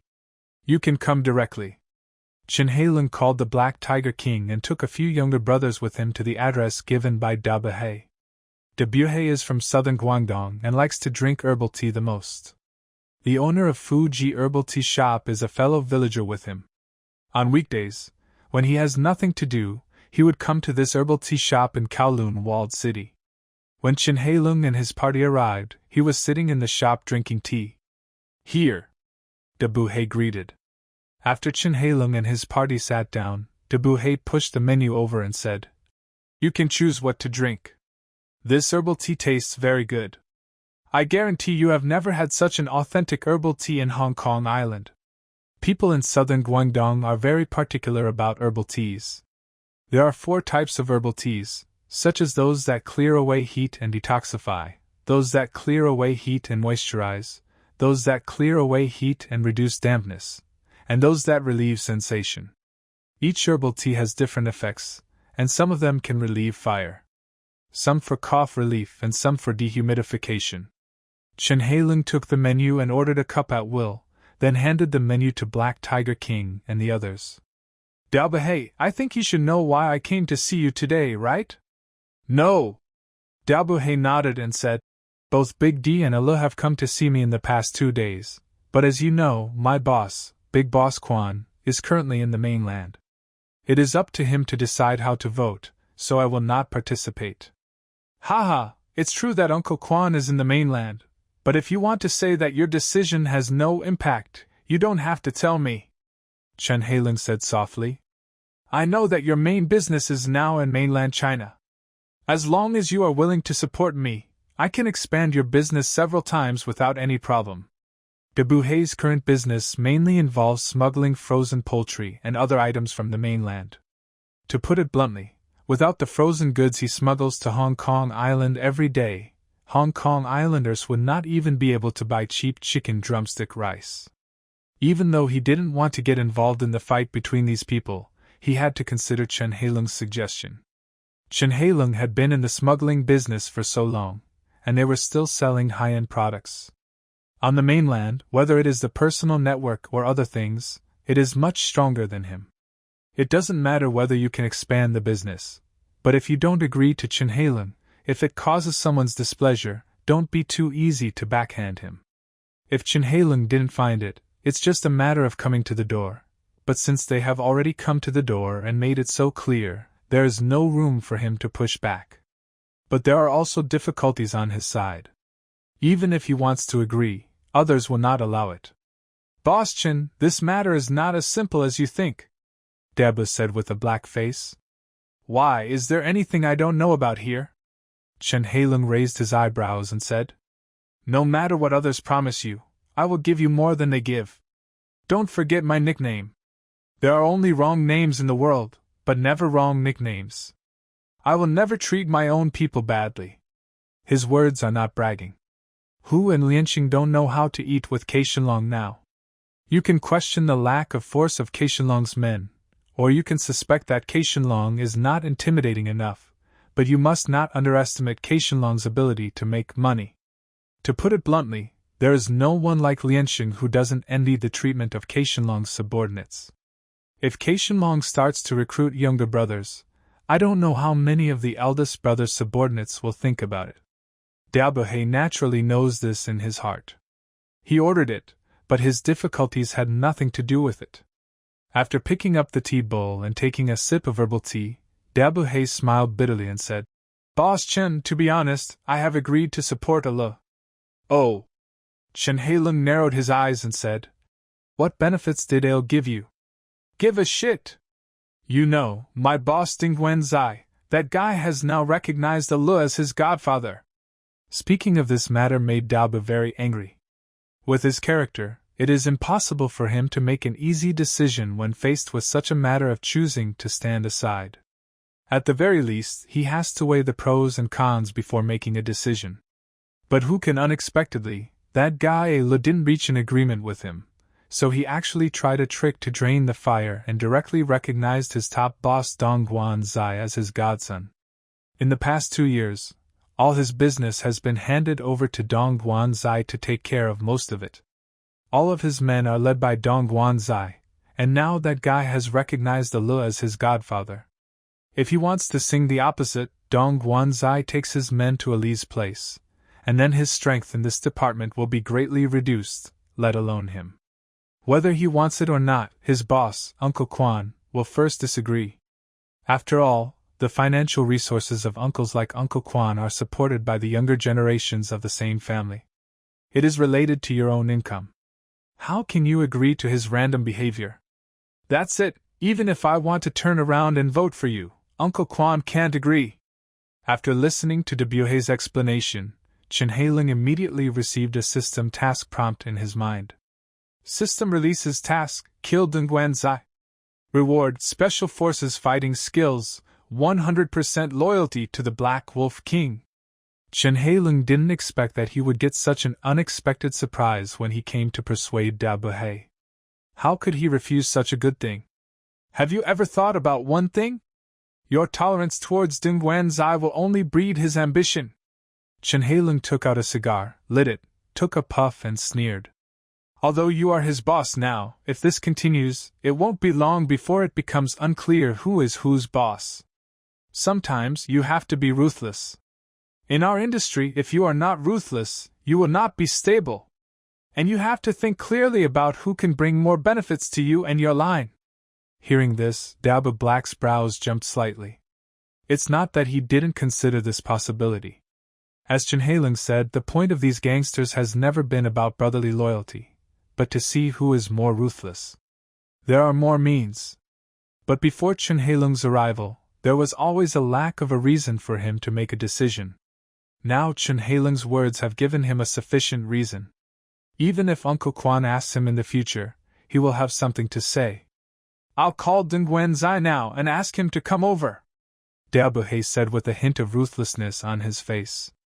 Although Dabuhe didn't say why he called Dongguan Zai to come over, the meaning was self-evident. At this time, Dongguan Zai was playing with Ali's son at Ali's house. When he saw the boss, the call came, and he went to the balcony to answer it. Boss, what's going on? Come to Fu Qi Herbal Tea Shop in Kowloon Walled City. I'll see you if I need something. I'm at my godfather's house now. I'll go there after dinner. After hanging up the phone and returning to the house, Alu, who was cooking, asked casually, What's the matter? Is there something wrong? My boss asked me to come over and tell me if he had anything to do with me. What can happen to him? Let's eat first and then talk after eating, Aleiman said without caring. Dongguan Zai curled his lips and didn't pay much attention. From the attitudes of the two, we can see the status of Dabuhe in their eyes. As for Dabuhe on the other end of the phone, he was even more angry now. When the boss called the younger brother over, who didn't immediately put down what they were doing and rush over. It turned out that Dongguan Boy didn't recognize Alu as his godfather. How could he talk to him like this? He even came over after dinner, just in case he met him here. It's something urgent, or you're being hunted or something. You came here after dinner, are you planning to collect the body? Dongguan Zai's attitude of not taking him seriously, coupled with Chen Heiling's words, made him do this. I will be more determined to get rid of it soon. Why, looking at you like this, Dongguan doesn't want to come, Chen Heiling said while smoking a cigar. He dares. Dabuhe glared and said, I am his boss anyway, how dare he not listen to me? Hee hee. Chen Heiling smiled lightly and didn't say much. But the more Chen Heiling said nothing, the more Dabuhe felt panicked. Chen Heiling's smile also made him feel full of ridicule. If it can be said that Tai Pa Black's original dissatisfaction with Dongguan Zai was only 40 to 50%, but after this series of events, it has reached 70 to 80%. But in fact, although Dongguan Zai's side is ranked behind Ali's thigh, it is slightly less. I looked down on the original boss, but I didn't go too far. After eating at Ali's house, I immediately rushed to Kowloon Walled City. Ali's house is in Jordan, about 5 or 6 kilometers away from Kowloon Walled City. It only took less than 20 minutes to drive here. After parking the car and getting out, a long way away, I saw Dabuhe sitting alone in his old seat drinking herbal tea. Perhaps out of the prudence of people in the world, Dabuhe, when Halai drinks tea, he always likes to sit under the arbor outside the herbal tea shop instead of inside the shop. Moreover, he chose the location very cleverly. People who are not familiar with the herbal tea shop will not see Dabuhe at first glance. From where he sat, Dabuhe could see everyone who came to the store. There was an alley 2 meters away from his seat. If he encountered an enemy, he could flee into the alley as quickly as possible to avoid being chased. Boss, have a cup of lily and chrysanthemum herbal tea, The owner of the Dingguan Zai herbal tea shop greeted him and sat down across from Da Buhei. My mouth has been a little dry these past 2 days, so I just had a cup of herbal tea to relieve the dryness. What happened to make you so angry? Da Buhei asked calmly, taking a sip of herbal tea. It's not my godfather's side. Big D has been giving people money to buy votes lately, which makes his godfather particularly angry. Dingguan Zai asked casually after answering. Boss, what's the matter with calling me over? Although Dingguan Zai asked Alu to be his godfather, we are not that familiar with each other after all. His attitude when facing Alu is far less comfortable than when facing his own boss. If this attitude were normal, Da Buhei would not be able to. He thought it was something, but today it made him feel that Dingguan Zai had a backer, his wings were strong, and he didn't pay attention to him at all. He was always talking about his godfather, and he was the boss. But thinking that Dingguan Zai probably wouldn't live long, he didn't bother to worry about it anymore.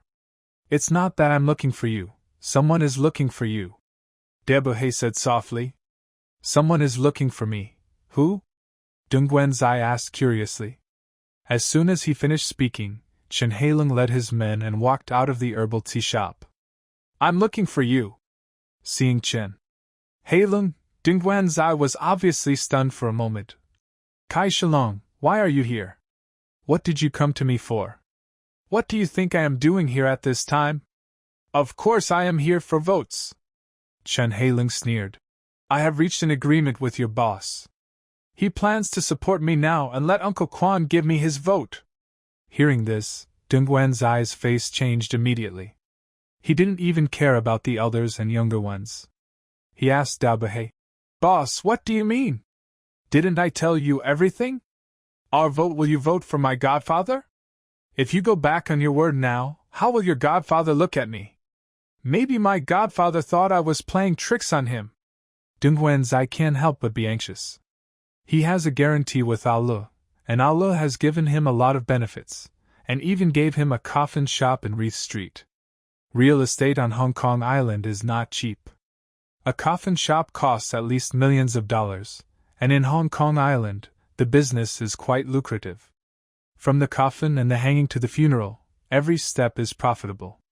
After a set of procedures, it is easy to make money. It's only a few $100,000. If he takes the benefits but does nothing, there is absolutely no way Alu will let him go, and it might even cost him his life, so he can't help but be impatient. Godfather, that's your godfather, not mine, and I'm not dead yet, so it's not your turn to make the decision, Da Buhei said angrily.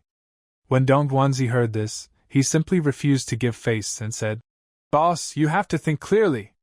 If you do this, don't blame me for feeling sorry for you. It will be up to you how you deal with Uncle Quan. If he hadn't said this, perhaps Da Buhei would have thought about his past friendship and felt a little compassion. But as soon as he said this, he was undoubtedly sentenced to death. Boss Chen, I'm sorry to bother you, Da Buhei Chen Heilong said. No trouble, leave it to me. Chen Heilong smiled. Dingguan Zai also noticed something was wrong when he heard this, and quickly shouted to Da Buhei. What do you mean by this? What do you want to do? Da Buhei, who was extremely disappointed with him, ignored him at all, turned around and left the herbal tea shop. Dingguan Zai wanted to leave when he saw this, but was surrounded by the Black Tiger King and his men. Chen Heilong, what the hell do you want to do? Dingguan Zai shouted at Chen Heilong. When Chen Heilong heard this, he raised his eyebrows and signaled to the Black Tiger King. The latter immediately grabbed Dingguan Zai's neck with his big hands like iron pliers and pressed him on the table. Just in time. At this time, the store owner brought over the herbal tea ordered by Dingguan Zai. Seeing this scene, he didn't know whether to go in or out. Did he order this? Chen Heilong asked the store owner. The shopkeeper nodded. Just give it to me, and you go about your business. Chen Heilong took the herbal tea and set it. Stores in Hong Kong Island have long been accustomed to this kind of dwarf mules fighting. After Chen Heilong took the herbal tea, the store owner immediately left with the tray. And after he left, Chen Heilong's men immediately surrounded the seat, blocking the surrounding view. Within the human wall, Chen Hailung took the cup of herbal tea and poured it over Ding Guanzai's head. No wonder you got angry. It seems that your brain must be confused. Are you that happy to be a dog for a look? Even your own boss doesn't care about it.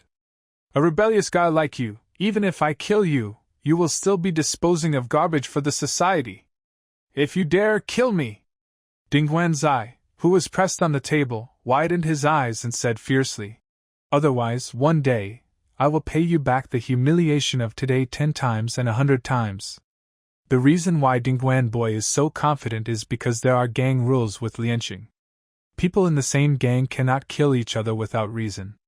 Violators will be punished with 3 swords and 6 holes according to the gang rules. And in his impression, Chen Hailung, he's just a big money maker, but he's not a ruthless boss. Alun knew that he came to see the boss, and he didn't believe that Chen Hailung was so bold as to dare to do anything to him. But he didn't expect that Chen Hailung now he was no longer the god of wealth dragon who could only make money. When Chen Hailung heard his shouting, his expression did not change at all, and he just waved his hand towards the Black Tiger King. Before Ding Guanzai could understand what it meant, his vision went dark and he was completely lost. Awareness. Find a sack, put this guy's body in it, take it to the boat, seal it in cement concrete, and sink it. Chen Hailung said to the Black Tiger King who had just broken Ding Guanzai's neck.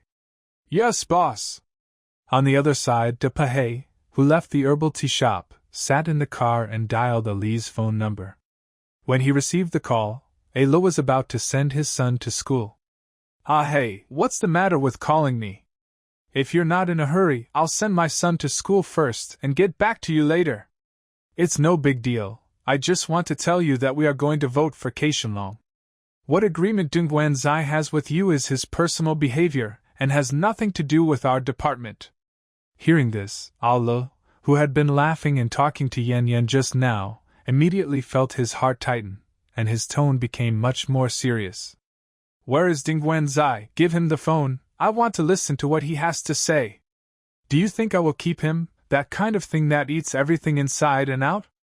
If you want to find him, you can go and look under Victoria Harbor, you can probably find him. After saying that, Dabahe hung up the phone directly without saying another word to Alo. Alo listened to the busy tone from the phone and remained silent for a long time. His son saw this and asked, Dad, what's wrong? Has something happened? Nothing. Alo touched his son's head and said with a smile, Children, don't ask too much about adult matters. Let's go and take you to school. I have to say that Ali's city is very deep. If he had been replaced by Big D, he would have been furious by now. But he didn't care at all and sent his son to school. After sending his son off, he drove to Yugwoki restaurant and chose a window seat on the 2nd floor. After ordering a pot of bilyuakun, he took out his phone and called Chen Hailung. By now, he would have still not known that it was Chen Hailung who was causing the problem. It was an accident, and he was no longer worthy to compete with Lianqing for the seat. After Dabahe said Chen Hai's words, he knew that Ding Guanzai was dead. Although the club had rules that prohibited brothers from killing each other, but that also depends on the status. A younger brother like Ding Guanzai who has not yet risen to the top will be killed when the boss wants to kill him. He can just grab a lot of excuses. The reason why he called Chen Hailung after so long is because he didn't want to what to say when angry to avoid additional trouble. Black Dragon? I'm ill. What's matter? Chen Hailung on the other end of the phone said quietly. I have heard about Ding Guanzai, and I think there may be a misunderstanding between us. Alo said with a smile on his face. Now among so many friends with Lianqing, Big D is the strongest. We two will fight over each other, and in the end we might get an advantage over him. I think the two of us can join forces and kick Big D out of the game first, and then we can compete for this position again. What do you think? Ali's calculation is very clever. As he said, among the dozen or so gangs in Lianqing, the richest one must be Chen Hailung, the god of wealth, but the one with the most powerful soldiers and horses, except Big D, don't think so. With his strength, just competing with a Big D, it is still unknown who will win. Now, Chen Hailung has jumped out and pulled him back. If this continues, it doesn't matter whether Chen Heilung can take over. There must be no hope. So he called, hoping to stabilize Chen Heilung and win over an ally. In his opinion, Chen Heilung is just rich, and it is much easier to deal with than Big D. If Chen Heilung can agree, if so, his chances of winning will be greatly increased. Sorry, I'm afraid I'm going to disappoint you. I don't like forming cliques very much, and I even look down on the masters who go around collecting their sons. However, if you are willing to accept me as your godfather, it is not impossible to consider it. Chen Heilung on the other end of the phone teased. Hearing this, Ali's expression immediately changed. Black Dragon, I am here to talk to you sincerely. If you want to talk like this, then there is no need to talk. Whatever you think is fine, I'm still busy with reclamation, and I don't have time to talk to you. You have to give me a call if you're willing to recognize your godfather. After that, Chen Heilung hung up the phone. Ali, who had been smiling just now, was full of anger now, and the veins in the hand holding the phone were bulging, and he squeezed the phone until it squeaked. Ring. Since you don't want the face I'm giving you, don't blame me for being rude. After muttering to himself, Ali called his subordinate Datu and asked him to come to see him at the Yaguchi restaurant. Datu was very close to Yagwenki, and he rushed to the restaurant within 5 minutes of hanging up the phone. When he went upstairs, the waiter just happened to bring out which pot of bilyuakan Ali ordered. So big! The big head said hello. Come have tea. Ali poured the tea and motioned for him to sit down and talk.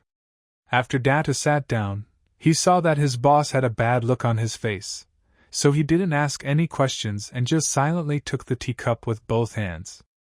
After 2 cups of tea, Ali's face turned a little get better. Big head. Here, boss. Datu responded. Dabuhei just called me and they have decided to vote for the God of Wealth Dragon. Over there in Dongguanzi. There will be no such person as Dingguanzai in the future. Ali interrupted. Originally, my advantage was not that big, but now that Dabuhei has been attracted by Keishanlong, my chances of winning are even smaller. I asked you to come and contact Lao Guihu. I want to talk to him.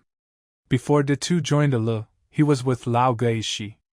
After Lao Guishi abdicated and became his uncle, Datu switched to Ali, so Ali called him to come over and act as a go-between to contact Lao Gui. Awkward. Clear. The big head nodded and said, I will go to Uncle Hui's house later and tell Uncle Hui this matter face to face. Thank you. Il smiled and poured another cup of tea for Datu. Working for the boss is the right thing to do, it's not hard work. After Datu drank this cup of tea, he could say goodbye and leave. But Ali was still sitting on the second floor, looking out the window, thinking silently in his heart. On the other side, Chen Heilung watched the cement concrete sink into the sea with his own eyes. And finally received a reminder that the system task was completed. He thought that receiving the reward this time would be as easy as before. But when he actually received it, he realized that it was completely different. Guard the cabin door for me.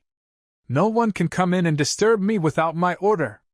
Throwing these words, Chen Heilung hurriedly got into the cabin. The Black Tiger King took his younger brother, strictly implemented his orders, and stood guard around the cabin. Chen Heilung in the cabin felt that his brain was about to explode. It seemed like it had exploded. The fighting and gun skills of various special forces turned into phantoms one after another in his mind, moving back and forth repeatedly. After the phantoms of each skill were displayed, they turned into dots of starlight and blended into his skin and muscles. During the process, the muscles all over his body gradually became tougher and thicker at a speed visible to the naked eye. This process lasted for more than half an hour. By the time the absorption was completed, he had changed from a relatively weak body to a muscular image. But these muscles are not the kind of big muscles trained in the gym, but full of streamlined shapes, and you can feel the explosive power contained in them just by looking at them. After changing the clothes soaked with sweat, but from the appearance look, you can't even notice that the muscles under the clothes have completely changed their appearance. Pushing open the cabin door, Chen Hailongzi said 6 words. Go to the Tonko gym. Because the club inevitably has to dance with people with swords and guns, Each hall has a gym for the younger brothers to train. After Chen Heilun came to the gym, he casually took a dagger from the side and pointed it at the wooden dummy. 5 or 6 inches the long dagger suddenly seemed to come alive in his hand. Looking from a distance, he could only see a silvery sword light, and could not see where the dagger was. After making a series of gestures, Chen Heilun waved his hand, and then the dagger disappeared in an instant, and I don't know where he received it. He touched the wooden dummy stake again, and the layer of cowhide wrapped on the stake immediately cracked and fell off, but there was no trace of scars on the wood wrapped in cowhide. Chen Heilun was very satisfied with his ease of control. This was just a very common skill among special forces. He came to the test just to verify whether it had the effects in his mind. Now that the purpose had been achieved, the rest was necessary. Even if he tried, he wouldn't be here. After returning to the office from the gym, he exited the screen and summoned another reward, the Black Wolf King. The appearance process of the Black Wolf King was very different from that of the Black Tiger King. Born in the shadow. Owner! As soon as the Black Wolf King appeared, he knelt down on one knee to express his loyalty to him. After the Black Wolf King appeared, he had dark skin, a height of more than 1.8 meters, prominent bones, and a fierce look in his eyes. Follow him. Compared to the Black Tiger King, although the Black Wolf King is slightly less burly, just looking at his body's shape, one can tell that his dexterity is much stronger than the Black Tiger King. Don't use the title Master anymore. You can call me Brother Heilun Boss or Boss. Chen Heilun waved his hand and said, Yes, boss. Half a month passed in the blink of an eye, and the 3 Tony brothers, who had returned to Hong Kong Island again, drove to their villa. Their home on Hong Kong Island is located in the suburb of Mong Kok, which is also their territory. Although the Hong Kong Island community does not allow gringos to plant flags on Hong Kong Island, they will not pay much attention to such places with little commercial value. Many gangs formed by foreigners are entrenched in every corner of Hong Kong Island. Some of them occupy units and buildings as their home bases, such as Chungking Mansions, where the 3 gangs are most entrenched. There are also some, like the 3 Tony brothers, who occupy bits and pieces of territory and run their own industries in areas where Hong Kong society is not interested. Although the 3 brothers' land is adjacent to one of the most prosperous areas on Hong Kong Island, the prosperity level just a few streets away can be said to be as high as in the sky. There is not much business around them, there are not even a few residential buildings, and the surrounding areas are either vegetable fields or wasteland. The so-called villas were not built by any real estate developer, but were self-built by villagers, but they were just a little more glamorous. When the 3 of them returned to the villa, they each carried a 30-inch trolley suitcase. After entering the house, he opened the box, which was full of banknotes. Even though the 3 of them had put the money in piles, they still couldn't help but look obsessed after opening it. Among them, Ajah is the worst. I didn't expect that the things given by the God of Wealth Dragon would sell so well in our hometown. It turns out that those high-ranking officials and nobles are just like this now. Just giving a TV can make them flock to it. Asa touched the money in the box and sighed. We have been doing business for so long before, so we might as well make more money by doing this trip. We sold 10 million yuan worth of goods. This shit is more profitable than dealing in contraband. If I had known it was so profitable, why would we still do that shady business? It's not as easy as you think, Tony said. Our high profits this time are all due to the excellent quality of Qianlong's products. Some items may not be available in the Hong Kong Island market, but he can get them, and the price is far lower than the retail price here on Hong Kong Island. Do you think we are the only ones transporting things from Hong Kong Island back to our hometown? No one is stupid, but those smugglers have no advantage over us in terms of purchase price or quality of goods. Even the transportation cost is much higher than us. Naturally, if you transport things back, you have to sell them at a high price to make a profit. Our products are of high quality and cheap, so they are bound to be snapped up. Tisk. Asa picked up a wad of money and said reluctantly, I feel uncomfortable when I think that this money has to be divided among others, and we can only take a small amount. Tony, do you think we should do it? I advise you not to make this idea. Asa was interrupted by Tony coldly before he finished speaking. Not to mention whether the god of wealth dragon will retaliate against us if we do this. Even if we only talk about the benefits, this will do more harm than good. The money we make now is almost the same as buying without capital. Even if you give away the bulk, you can make it back in just 2 or 3 trips. Then we can also withhold part of it. Anyway, we don't have the final say on how much it sells. The big deal is to open up the relationship and spend it. I don't ask too much. As long as we calculate it, it's half and half with the god of wealth dragon. That's enough. Got it. Zhao still refused to give up. Hearing this, Tony's face suddenly became much colder. Brother, I don't want to repeat the same thing again. You can't just look at the petty profits in front of you. Do you think someone like Qianlong would be so easy to deceive? Even if you are deceived today, sooner or later the secret will be exposed. By then, you may be tricked to death, and you don't even know why. It's not as exaggerated as you said. Asa curled his lips and said, Brother! Tony's tone became a little more stern. Even though Ajia is the eldest among the 3, Tony is actually the backbone of the 3 of them. Both the third child, Ajia, and the eldest brother, Ajia, are very convinced of his ability. Especially Ahu, who doesn't care about Asa at all, but obeys Tony. When Tony asks him to go east, he will never look west again. Okay. I don't even want to move, so it's okay.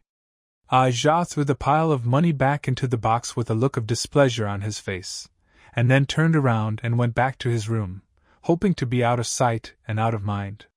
Seeing the boss leaving, Tony said to Ahu, Ahu, you put it in the box. Click this money and I'll give Jimmy a call. Good. Ahu didn't say anything. He took out 4 or 5 money-counting machines from the room, put them in a row, and started counting the banknotes. While Tony was counting the money, he took the phone to the balcony on the 2nd floor and dialed the number for Jimmy Zai. Passed. Brother Jean-Mi, we have returned from Wenan. Look at the money and tell me when I will send it to you. Jean Mitzi, who was looking at the account books in the warehouse, heard the content of the phone call clearly and replied to him. Then let's set it at noon tomorrow. I'll pick it up then. Okay, Brother Jean-Mi, you are busy first. We will meet and chat tomorrow. After Jean Mitzi hung up the phone, he got up and went to Chen Hailung's office. As soon as he arrived at the door, he heard waves of faint sounds coming from the house. After waiting at the door for more than half an hour, he heard the sounds gradually dissipated. He then raised his hand and knocked on the door. Knock, knock, knock! Who? Chen Hailung's voice came from inside the house. Boss, it's me, Jean Mitzi. Come in. When Jean-Mi pushed the door open and walked in, he saw a slightly disheveled Karen sitting in Chen Hailung's arms. Chen Hailung's hand was still in Karen's collar. Seeing this, he hurriedly lowered his head. Dare to look over again. You go out first. Chen Hailung, who took out his hand, patted Ken's slim waist and signaled. Yes, Brother Tian. With a blushing face, Karen stood up and walked towards the door. Although she tried to pretend that nothing had happened, her trembling legs that were not obeying her orders had completely betrayed her. After Ken left, Chen Hailung finally said, Tell me, what's the matter? Boss, the 3 Tony brothers have returned from Wenan. They called me just now and asked me to pick up the money. I made an appointment with him until noon tomorrow. Jean Mitzi replied. Oh? A look of surprise appeared on Chen Hailung's face. I didn't expect these 3 people to be considered talented people, and they actually opened up the smuggling channel to Wenan. Didn't they say what the profits were this time? No. Jean Mitzi shook his head and apologized. I'll go check with them right now. No. Chen Hailung waved his hand and said, You will go there tomorrow anyway. There is no need to verify anything. Ask the Black Wolf King to bring a few younger brothers with you tomorrow. If they understand the rules honestly, then you will continue to be responsible for connecting with them in the future. But if they want to play some tricks, just leave the matter to the Black Wolf King to handle it when the time comes. Yes, boss.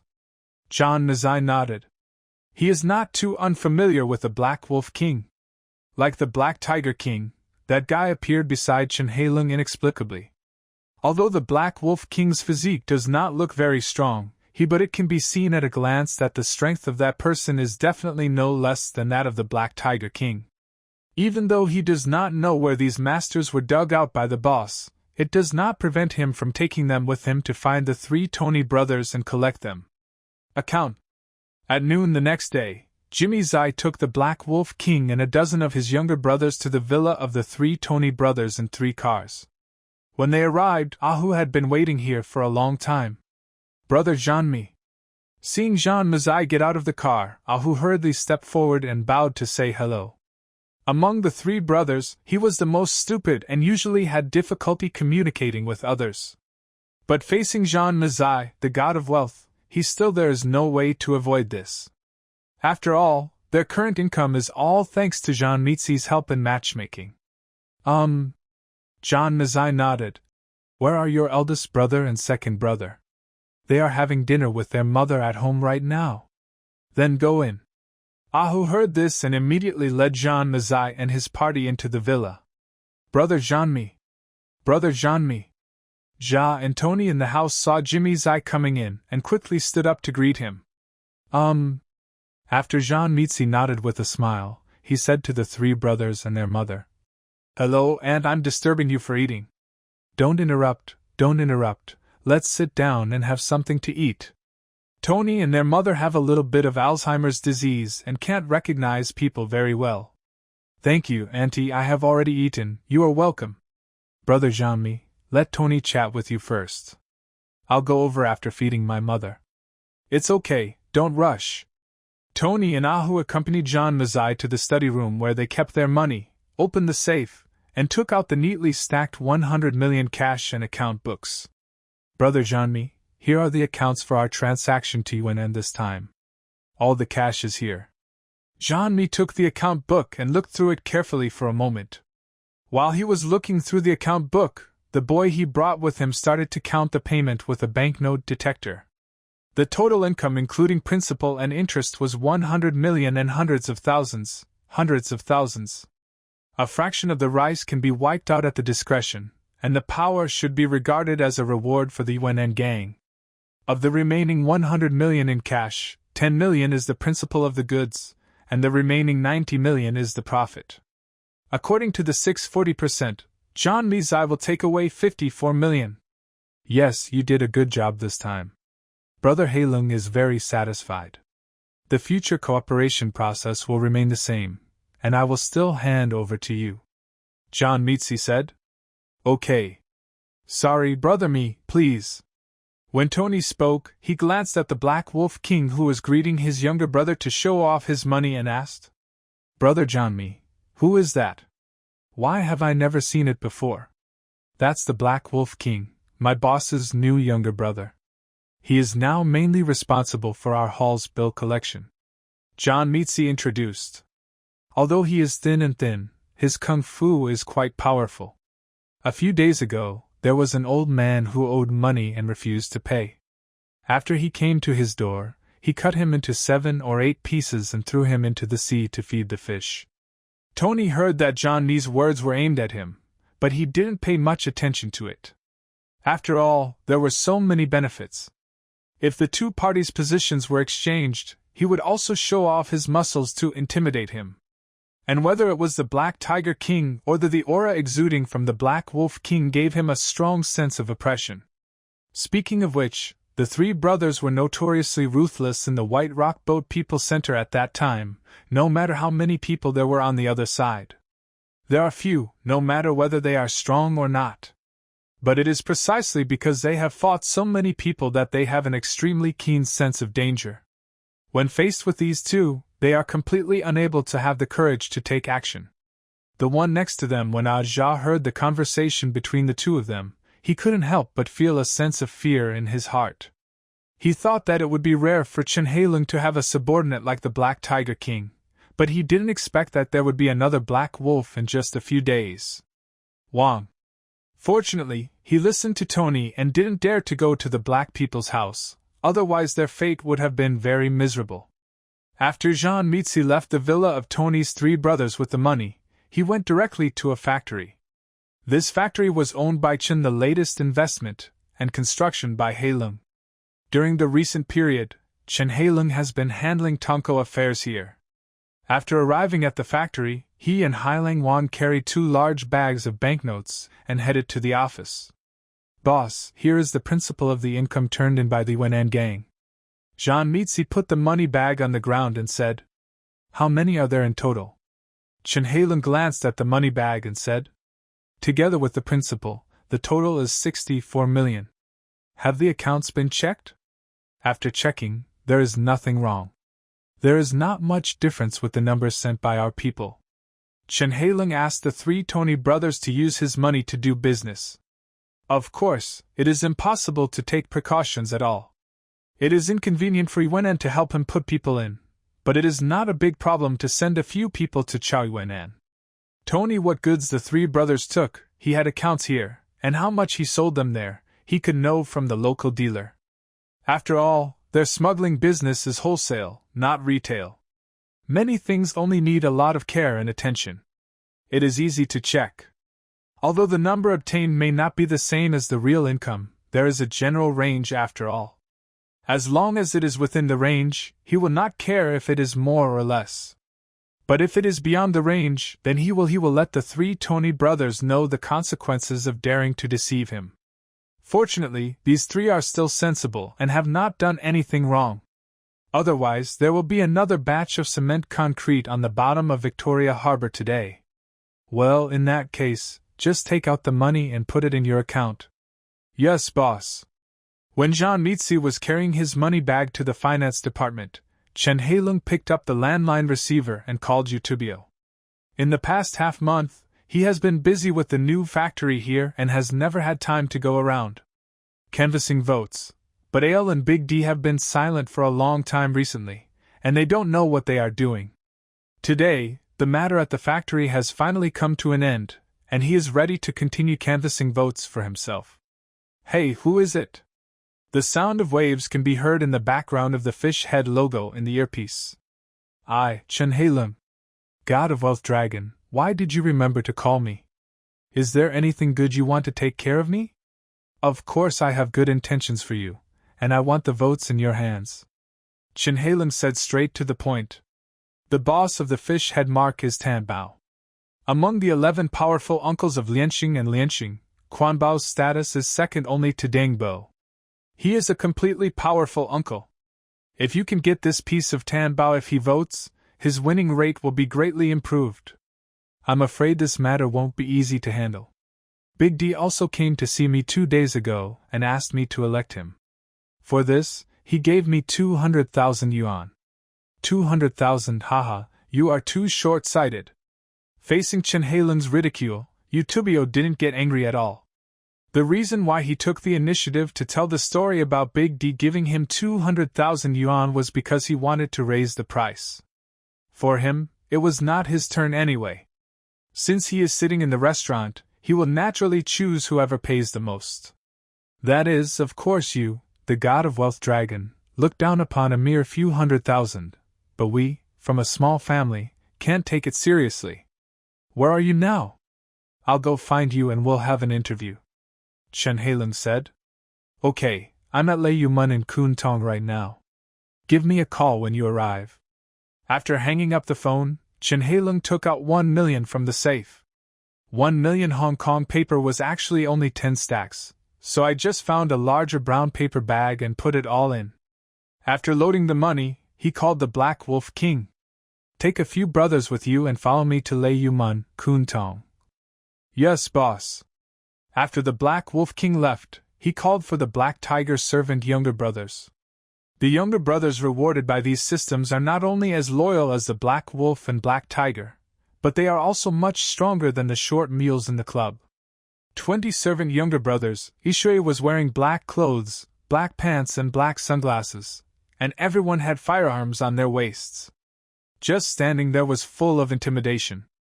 Moreover, these boys could not care less about their own lives for Chen Heilung, so now whenever Chen Heilung goes out in person, he will take these young men with him as bodyguards. They drove a total of 5 cars and headed to Lei Mun. Lei Mun, located in East Kowloon, belongs to the Kwun district, which was originally a mixed industrial and residential area, has now become a famous fishing port, famous for its seafood, and its popularity is not far different from that of Wan Chai Island. When Chen Hailung arrived, he called Yutubio, and the guy asked him to meet on the boat. "Boss, I'll go with you," the Black Wolf King said. "Need not." Chen Hailung waved his hand. "I'm here to canvass, not to mess with him. That guy's business is not good enough. If more people go, it will make him think too much. I can go alone. The fish head mark is business number 4. Perhaps because of the caution brought by this business, he always likes to be on the boat when meeting people to avoid being ambushed. Chen Hailung is too lazy to follow him on such trivial matters.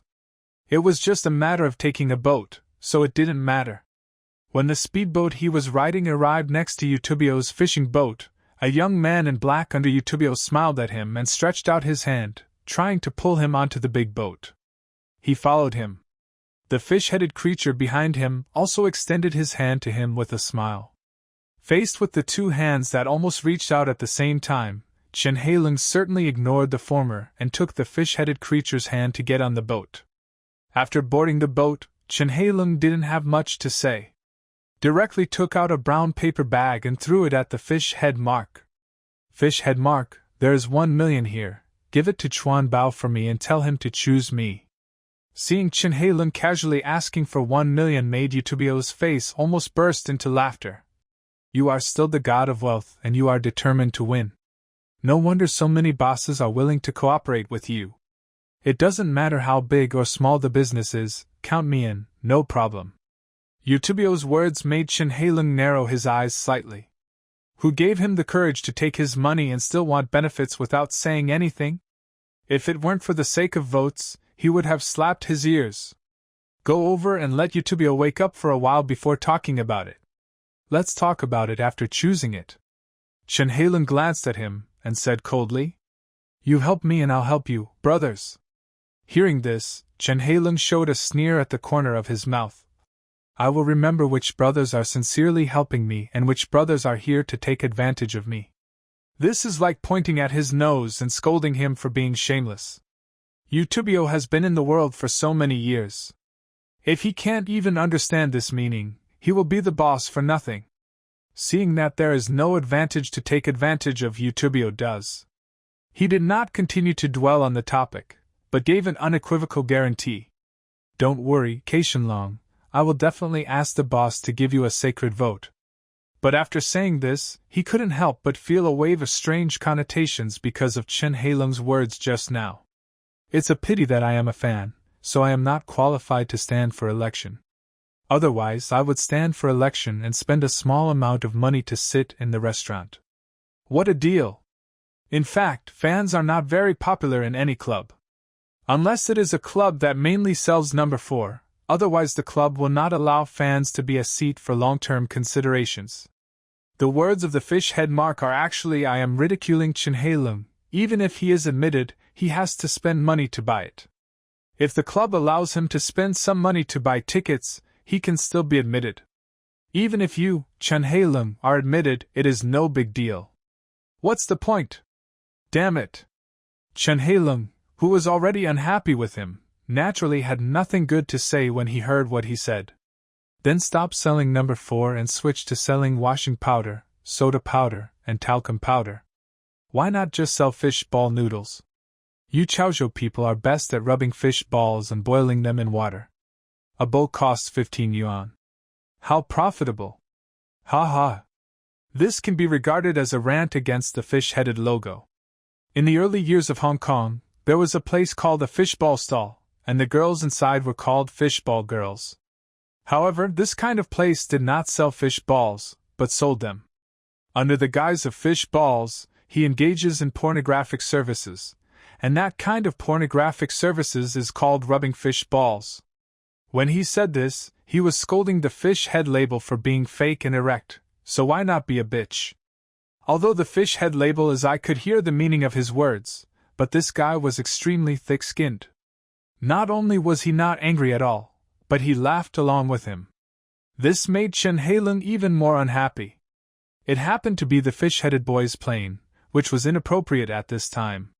He laughed twice, giving him an excuse to take action. Why are you laughing? If you have something to eat, just eat it. The food doesn't taste good. Chen Heilung picked up the porcelain spoon in front of him and threw it in front of the plane. Eat this. What he said seemed to be talking about the airplane, but in fact he was speaking to the fish-headed symbol next to him. No matter how much he said it, the smile on his face was a bit unbearable. But Chen Heilung, what I didn't expect was that Eutubio's little brother was actually a ruthless character. He smashed the porcelain spoon into small pieces and poured it into his mouth to chew. System task released. Take down the plane. Reward for completing the mission: 100% loyalty to the Ujiji plane and 30 Black Wolf servants. Chen Heilung, when I heard the system prompt in my mind, my brows jumped slightly. Eutubio, I think your little brother is very good. How about passing him over to me? Well, Eutubio didn't expect Chen Heilung to say such a sentence suddenly, and was stunned for a moment. The plane under his command was not an outstanding talent at all. Although he was brave, ruthless, and able to fight, he lacked a brain and didn't know how to adapt. He couldn't handle anything that required even a little bit of brain power. He brought this guy with him, just because he was so brave, and used him as a bodyguard. But that didn't stop him from asking for an exorbitant price. Qianlong, aren't you trying to make things difficult for me? I have always raised aircraft as my nephew. I don't like to bargain with others. 3 million, this guy will give it to me. If you agree, I will sign a check for you. If you don't agree, just pretend that I didn't say anything. These words made Eutubio's eyes light up instantly. He was doing business number 4, and his profit for a month was just this, and he had to hand over half of it to the club to the boss. Now he is just a junior of little value. If you can make such a huge sum of money, no fool would do it. Make a deal. Good. Chen Heilung immediately took out his checkbook and signed a check for 3 million to him. Taking the fish head mark on the check, the smile on his face became brighter. Airplane, from today on you will be with the god of wealth, Dragon. You will definitely have a bright future in the future, so hurry up and call him Brother Long. Qian didn't expect that his boss would sell him out so easily. He felt sad and dissatisfied at the same time. But this dissatisfaction was only for Eutubio, but for Chen Heilung, it was a different feeling. As the saying goes, a scholar will die for his confidant. Being willing to spend 3 million to buy him made him feel that following a boss like this was much better than following a fish-headed standard. So, after being stunned for a moment, he lowered his head to Chen Heilung and said respectfully, Boss. Chen Heilung also had a satisfied smile on his face when he heard the system task completion prompt. After Chen Heilung left with the plane, Eutubio immediately called Xuanbao. Boss, the god of wealth Dragon came to me just now and asked you to vote for him. What the hell, haven't I already agreed to vote for Big D? I've already collected 200,000 yuan, so why do you still want to be his lobbyist? The person on the other end of the phone said dissatisfied. The god of wealth Dragon gave me 1 million, and now the money is here with me. Hearing this, Xuanbao immediately changed his tone. In this case, you bring the money first. I'm at Chinqi Hot Pot in Telford Garden. Telford Garden is located on Kun Tong Road in Kun Tong District, only about 3 kilometers away from Lei Mun, less than 10 minutes drive away. When he arrived at Chinqi Hot Pot, Xuanbao invited him to sit down and eat hot pot together. Tell me what's going on specifically. When Eutubio heard this, he carefully told the story of what happened today, but he didn't say a word about the plane's passing. Otherwise it would be unclear what the last names of the 3 million people were. After saying that, he took out the brown paper bag containing 1 million. Xuanbao saw after seeing the 1 million cash piled neatly in my pocket, my face was almost happy. Boss, what should we do now? Should we choose Big D or Wealth Dragon? Eutubio asked. Are you stupid? Do you need to say this? Since they are paying to buy votes, naturally whoever pays more will vote. While speaking, Chuan Bao took out 2 wads of money from the brown paper bag and handed them to Eutubio. You transfer the 200,000 to Big D and say we chose the God of Wealth Dragon and return his money to him. But if he wants to ask why, what should I say? Be honest. Quan Bao picked up a fish ball and said with a proud face, it would be better if they could raise each other's prices. Anyway, we will get the advantage in the end, but I estimate that with Big D's financial resources, it will be difficult to compete with the God of Wealth Dragon. When Chen Heilung returned to the factory with the plane, he happened to see Zhang Mizi directing his younger brother to do things. Zhang Mi, come here. Chen Heilung greeted. Boss. Zhang Mizi trotted forward and bowed his head in respect. Although he knew what his boss was doing when he went out, he didn't take the initiative to mention it, and he, the younger brother, couldn't talk too much and ask questions. This is a plane. Chen Heilung pointed to the plane and introduced it to Zhang Mizi. It turned out to be a bid with Yuto, but now it has passed to our hall. You can lead him a little bit. This guy is a bit stubborn, you can teach him how to do things. Yes, boss. Even if Chen Heilung didn't say anything, Zhang Mizi also understood that the boss must have reached an agreement with Eutubio, otherwise how could he have kidnapped all the younger brothers back? His name is Jimmy Zai, you follow him first, and I will give you a chance when you stop being so stubborn. Chen Heilung rushed to the plane and said, Yes, boss, I will definitely not disappoint your kindness. After saying that, the plane rushed to Zhang Mizi and lowered his head and said, Brother Zhang Mizi. Okay, Zhang Mi, take him around first to get acquainted with him. Okay, boss. After making arrangements for the plane, Chen Heilung took the Black Wolf King to the office. When he arrived at the door of the office, he said to the Black Wolf King, Guard the door. No one can come in without my order. Yes, boss. Entering the office, Chen Heilung began to receive another reward from the system mission, 30 Black Wolf servants. There is nothing to say about the summoning process. It is roughly the same as the previous process. At the same time, the summons transformed these servants into humanoid forms, and they were loyal. Like other summoned beasts, they are all in a full state. Chen Heilung handed over the management of these newly summoned Black Wolf servants to the Black Wolf King. While he was busy summoning the Black Wolf servants, Big D and Sun Wan was in a very good mood. Not beautiful. He was swimming in his villa just now, and saw the head horse Chang Mao coming to the pool with an ugly face. But he didn't care at that time and continued to swim around by himself before landing. What's wrong? You look so ugly?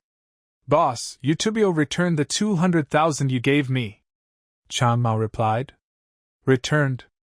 Big D was stunned for a moment. What does he mean? He thinks I gave him too little, just 1 vote. How much more does he want? Why should he be so greedy? It's the God of Wealth Dragon. Chang Mao whispered.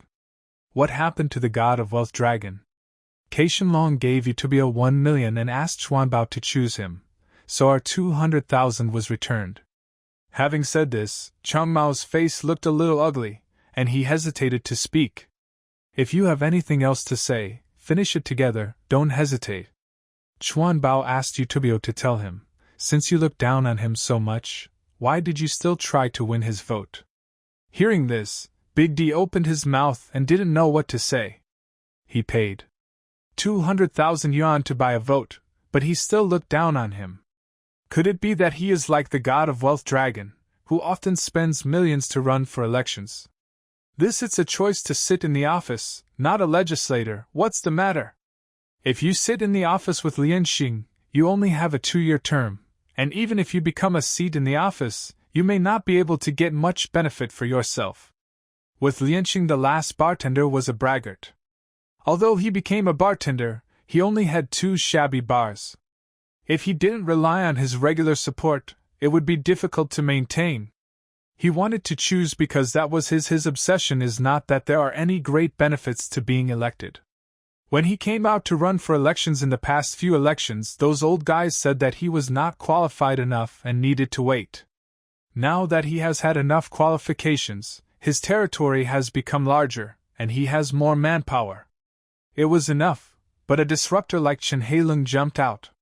It's not that he underestimated himself, he was not vain when compared with the god of wealth Long, except in terms of financial resources, he was really incomparable. Some time ago, the god of wealth Long just buying 3 cargo ships is not something that just anyone can play. The price of 3 ships is tens of millions, and the entire He Lianqing net worth cannot be exceeded by one hand. Although he has strong soldiers and horses, in terms of financial resources, Chen Heilung said he is second, and no one with Lianqing dares to say that he is first.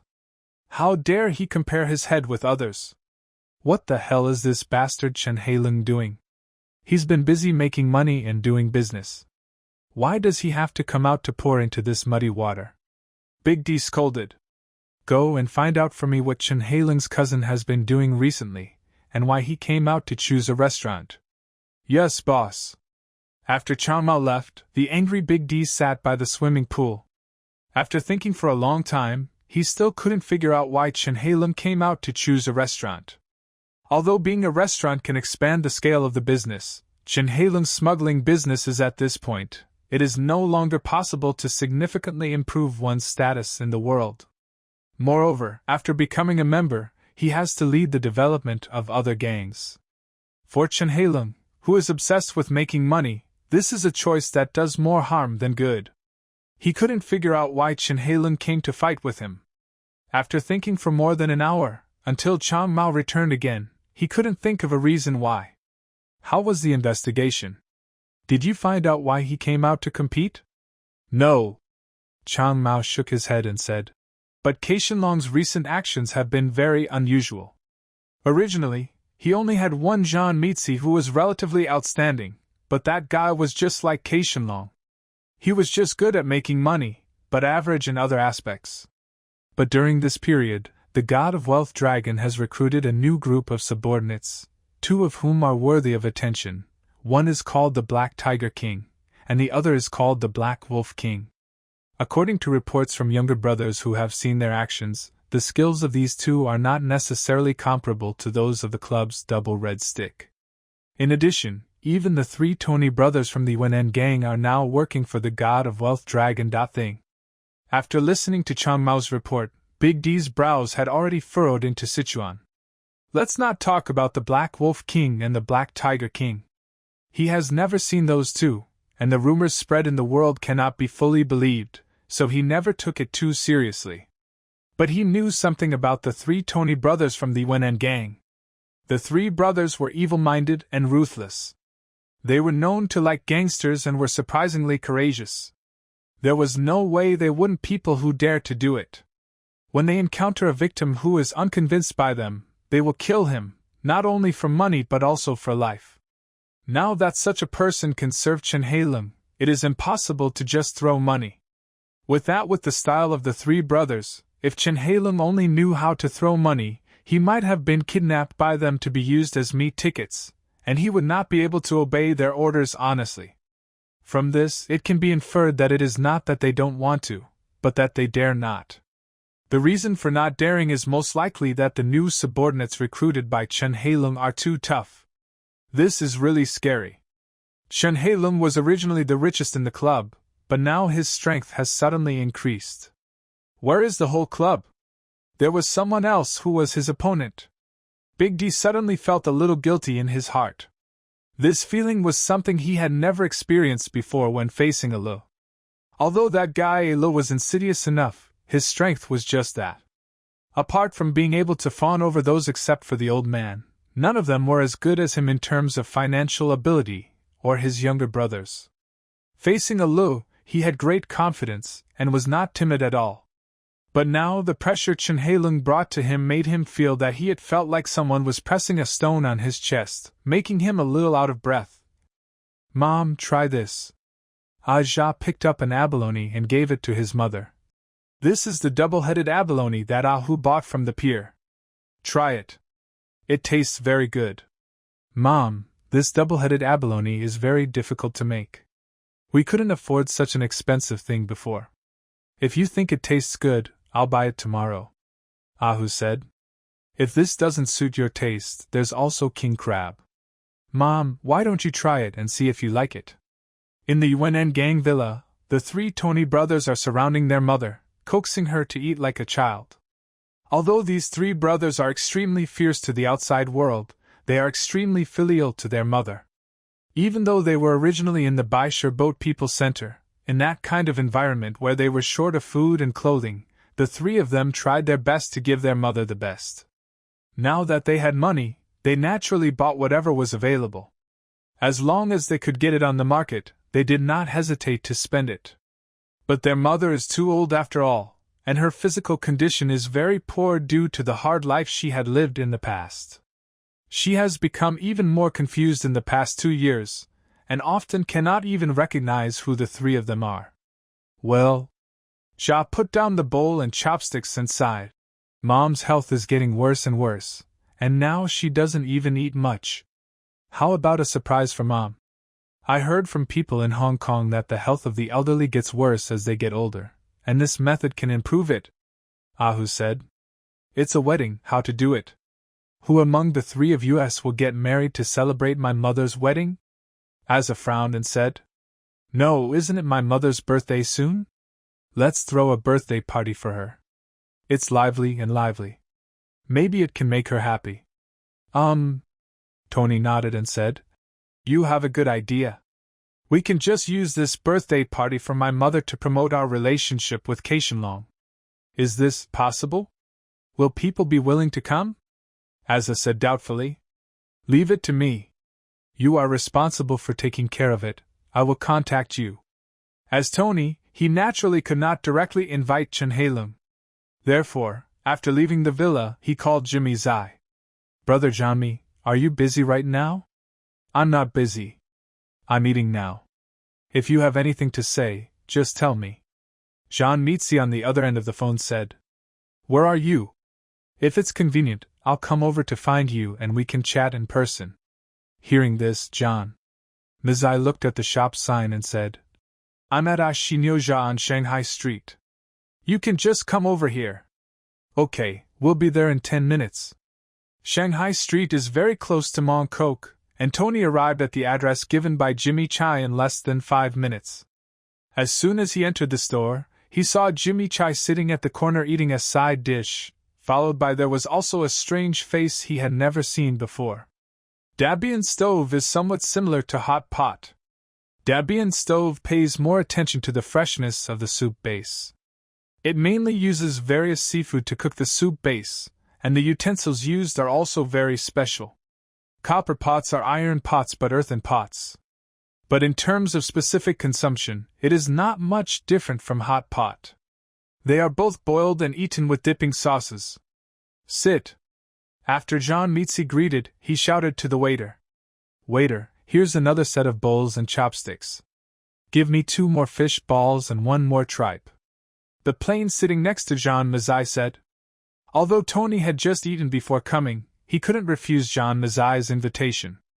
After sitting down and taking 2 bites, Tony asked John Mizai. This brother is a bit unfamiliar. He is your new recruit. No. John Mi shook his head and said, This is a plane. My boss's new little brother. Although you look at him, he is a ruthless person who chews raw porcelain spoons. Hearing this, Tony felt a slight shiver in his heart. He had known Jimmy for so long, and he knew that he would never talk big words or chew a porcelain spoon. Not to mention his skills, this ruthlessness alone was already quite impressive. It is a common custom. When you are a gangster, skill is important, but being ruthless is even more important than skill. The 3 brothers were able to achieve success in the first place by being more ruthless than others. And the master who can be so ruthless to himself, how can he treat outsiders? He knew it. This made him even more afraid of Chen Heilung. Only a short time had passed since the first time he met Chen Heilung. Several ruthless characters had been added to Chen Heilung's men. Now he is extremely glad that he made the original choice, otherwise they were afraid that the 3 brothers would have disappeared from this earth long ago. After chatting for a while, John Mitzi asked, What do you want to talk to me about? That's it. Tony put down his chopsticks and said, My mother is celebrating her birthday these 2 days, and I want to invite Brother Halem, but as you know, I can't get on with Brother Halem, so I want to ask you to help. John Meetsy curled his lips when he heard this. I can't promise you this. My boss is very busy every day, so he may not have time to go there. Please help me. I have a very important business to discuss with Brother Halem, Tony said. Very important business. What business? This? Tony looked embarrassed and said, Brother John Me, I'm really sorry. This business is very risky. I need to talk to Brother Halem. Regarding his answer, John Me didn't think anything was wrong. In their line of business, there is some business the risks and profits are huge. Try to keep as few people aware of it as possible, especially in the preparation stage. Otherwise, if someone picks peaches, there will be no room to explain. So he just glanced at Tony and didn't continue to ask questions. I will bring the words to the boss, but whether the boss comes or not is not up to me. Thank you, Brother John Me. As long as you can help me with the message, that's fine. After eating, John Meetsy took the plane back to the entrance of the hall. In the gym at the entrance of the hall, Chen Hailung was practicing his skills by playing with sandbags. Although Chen Hailung has acquired the Special Forces fighting skills, those skills are not just acquired, they also need to work hard. He just needs to practice more. In the past, he was not interested in this kind of practice, but with the ability blessing given by the system, he gradually likes the pleasure brought by this kind of exercise. When nothing happens during this period, he will always boxing at Tunko Gym. Bang! Bang! Bang bang! The sandbag is as tall as a person. When he hits it, you can see that the sandbag is obviously deformed from the side, but the swing of the sandbag is not very big. If a layman sees it, he can't tell anything at all, but in the club hall those short mules who have been beating their bodies all year round are not amateurs. When he hits the sandbag deforms but does not shake much, which proves that Chen Hailung controls his strength to such an extent that all the impact caused by the punch is absorbed by the sandbag, without any impact. It would be wasted elsewhere. This would be very scary. If it were a person hanging on top instead of a sandbag, Chen Hailung could punch the opponent with all his strength and kill most of his life. This is still a case of hitting a non-vital part. Next, if you hit a vital part, you can send the person away with just one punch. Every time Chen Hailung came to box, the boys around him would stop their movements and watch with bated breath, hoping to learn some skills secretly. Jean Mizai, when he arrived, he saw Chen Hailung boxing, but he didn't come forward to disturb him. He stood silently on one side of the gym and waited. After about half an hour, he saw Chen Hailung after finishing boxing, taking a towel from his younger brother's hand to wipe his sweat. Come forward with a bottle of water. Boss, water. Chen Hailung took the water, took a sip, and asked, I see you were here just now. Is there anything you want to report? Tony came to me at noon and wanted to invite you to his mother's birthday party. He also said that he had a big deal that he wanted to discuss with you. Tony replied. Big business? Did he tell you about the big deal? Chen Hailung frowned slightly. I don't know. I asked him and he refused to tell me. He said he wanted to talk to you in person. Interesting. When Chen Hailung heard this, he grinned and said, Anyway, there is nothing much to do these 2 days. I just went to see what big business that guy wanted to discuss with me. 2 days later, the 3 Tony brothers from the Yuan gang held a grand birthday party for their mother at the London restaurant in Mongkok. In order to celebrate their mother's birthday, they invited almost all the important people they knew and set up a table for 80 people. Come on, Mom, take a bite. This is longevity noodles. Eating it will make you live a long life. Xiao held the bowl and coaxed his mother. Mom shook her head and resisted. I don't like eating this. How about the abalone? The 2-headed abalone you said was delicious last time, or the sea cucumber. While he was busy coaxing his mother to eat, Tony and Ahu were entertaining guests outside the door. Per greeting, please sit inside. Ahu helped take care of the bald uncle. While greeting him, he saw Chen Hailung getting out of the car with his younger brother, and hurriedly greeted him. Brother Hailung, Thank you for coming to my mother's birthday party. You're welcome. Chen Heilung smiled and said, We are all partners after all. Naturally, I can't miss my aunt's birthday party. After saying that, he turned to Jean Mitzi and said, Jean Mi, give the gift money to Tony. Yes, boss. Jean Mi took out a big red envelope. The red envelope was so big that it was more like a red envelope than a red envelope.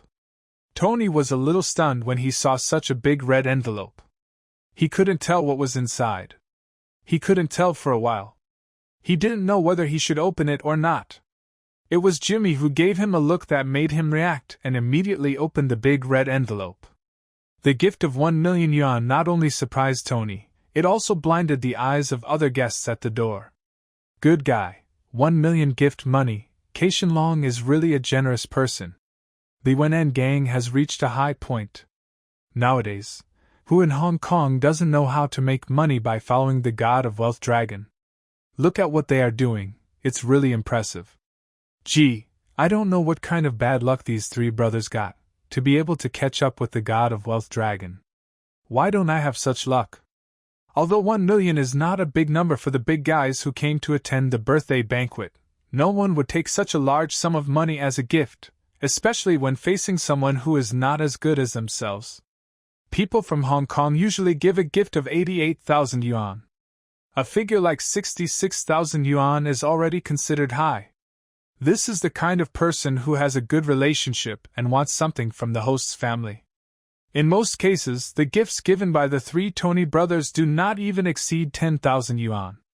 Although the Yuanan gang has been in trouble recently, everyone knows who they are because of. If the Yuanan gang gave Chen Heilung such a big red envelope, no one would think it was strange. After all, they depended on Chen Heilung for their livelihood, so no matter how much they gave, they should. But this is what Chen Heilung gave to Tony, which is very touching. This gives everyone a better understanding of Chen Heilung's financial resources. Tony also felt that Chen Heilung had given him a lot of face, and his attitude became more and more respectful. Brother Heilung, please come inside and I will accompany you in. Since it is a birthday party, I must go to congratulate the birthday boy first. Under the guidance of Tony, Chen Heilung came to his mother. Auntie, I wish you blessings like the East Sea, longevity as long as the southern mountains. May you have this day every year, and may you have this day every year. Thanks. Although Tony's mother was a little confused, she also knew that her three sons were celebrating her birthday today. After hearing Chen Heilung's congratulations, she took out a red envelope from her pocket and stuffed it into Chen Heilung's hand. There was not much money in this kind of red envelope, also called lucky money, mainly represents the elders' blessings to the younger ones. Thank you, Aunt. After Chen Heilung accepted the red envelope, he chatted with Tony's mother for a few words before getting up and leaving. Tony welcomed Chen Heilung and his party into a box. Originally, everyone should sit in the hall for this kind of birthday banquet. But Chen Heilung is the person with the highest status who came to attend the birthday banquet today. Even though he was treated specially, other people participating in the birthday banquet thought it was normal.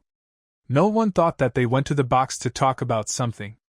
Tell me, what kind of business do you want to discuss with me, and why are you so mysterious? Chen Heilung lit a cigar and asked. Brother Heilung, this is it. After listening to Tony's story, Chen Heilung finally understood why Tony wanted to be so mysterious. The three Tony brothers made a lot of money because of their cooperation with him, so they naturally looked down on the small-time gangsters they used to do. At the same time, while doing smuggling with him, the three brothers would also help other people bring goods to Yuanan. Chen Heilung knew about this and allowed them to do it. As long as they don't enrich their own pockets and cheat others, it is their freedom to bring a few extra ships to help others carry goods. Chen Heilung is not overbearing enough to only allow them to do business with him. After no longer being a gangster, the reputation of the three brothers has been greatly improved. During this period, although they were not the only ones smuggling to Yuanan, due to the support of Chen Heilung, they became the largest smugglers among them. So someone came to them. The business Tony was discussing with Chen Heilung this time was related to this. Chen Shan from Mongkok recently had a batch of number 4 worth 200 million and wanted them to help smuggle them to Yunnan. It's hard for them not to be tempted by 200 million yuan worth of goods. If Chen Shan's background is big enough, they might not think too much about it, but that guy's background can only be considered average. This gave them the idea of taking advantage of others. When doing something like this, the fewer people know about it, the better, otherwise the news will leak out and others will covet it regardless of whether they do it or not. Don't miss out on the meat and end up making yourself smelly. After listening to Tony's words, Chen Hailung took a puff of his cigar and said calmly, "You can just handle this kind of thing yourself. Why do you have to drag me in?" "Brother Hailung, to tell you the truth, the main reason is that we are afraid of not being able to eat it." Tony poured a cup of tea for Chen Hailung and said, "That guy Chen Shan's strength is actually very average. The 3 of US brothers can handle it, but his best brother is Han Chen from the Ni family in Tsimsha Sui. You also know that although our 3 brothers, the Southern Gang, have made some progress recently, they are nothing in front of the Ni family. It is easy to deal with Chen Shan, but we cannot handle the follow-up matters. I am looking for you to cooperate this time, and I also want to ask for your help to withstand the pressure from the Ni family. We will take care of other specific matters, so you don't have to worry about anything. After the completion of the work, we will share half of the batch of goods worth 200 million for each family. All you need to do is support Han Chen when he comes to settle accounts with us. Brother Hailung, what do you think of this business?" When Chen Hailung heard this, he took a puff of his cigar, looked at Tony and raised his eyebrows slightly, but said nothing. The reason why Chen Hailung didn't speak was not because he was worried about anything, but because he received a system prompt in his mind. The system releases a task: cooperate with Tony and steal Brother Montenegro. Mission completion reward: 100% loyalty of 20 Black Tiger servants, gifted cowhide. Chen Hailung, who is already interested, will naturally not let such a good thing go. What's more, the 3 Tony brothers are in charge of the specific matters. He only needs to help withstand the pressure from the Ni family. Let Tony 3, the Ni family, whose brothers dare not move, can be considered a first-class level among all the clubs in Hong Kong Island, and is very powerful. But it is not enough in front of super first-class clubs like He Lianxing, which is a long-established brand in Hong Kong Island. One of the societies, the overall strength is more than 1 step ahead of the Ni family. Although in terms of individual strength, Chen Hailung's hall cannot compare with the Ni family, but Chen Hailung is the leader of He Lianxing, and he is still very influential in the society. If there is any conflict between him and the Ni family, He Lianxing cannot just sit idly by. What's more, this matter only involves Han Chen, one of the bosses of the Ni family. Facing the entire Ni family, Chen Hailung will it's not false, let alone that little dwarf. Now he wants money and people, and Han Chen's strength is not enough in front of him, and he doesn't take that dwarf seriously either. I can cooperate in this matter, but you have to be clean. If someone catches you, there's nothing I can do to help you," Chen Hailung said. "And after the thing is done, I want to see the money first. If the money is not there, it will be useless.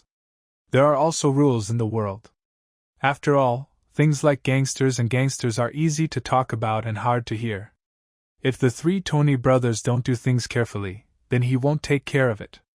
He is only responsible for helping to withstand the pressure of the Ni family. If other troubles arise, that is the business of the 3 brothers themselves." Tony naturally understood this, nodded hurriedly and said, "Understood, Brother Hailung, don't worry, our brothers understand the rules and propriety. When looking for someone to help smooth things over, we always give benefits first, and then do the work. If the money is not in place, it will be useless no matter how much we say." Of course Tony understands this and has no objections. That's good. After Chen Hailung finished speaking, he picked up the wine glass and said, "I wish us a happy cooperation." Happy cooperation. After talking about cooperation, the next step was to enjoy the meal together. During the dinner, Tony was with him throughout the whole process, and Azza and Ahu also came to toast a few glasses of wine while entertaining the guests. This meal was a feast for the guests and the host, and it was a harmonious atmosphere. After the banquet, Tony personally escorted Chen Hailung and his entourage out of the restaurant.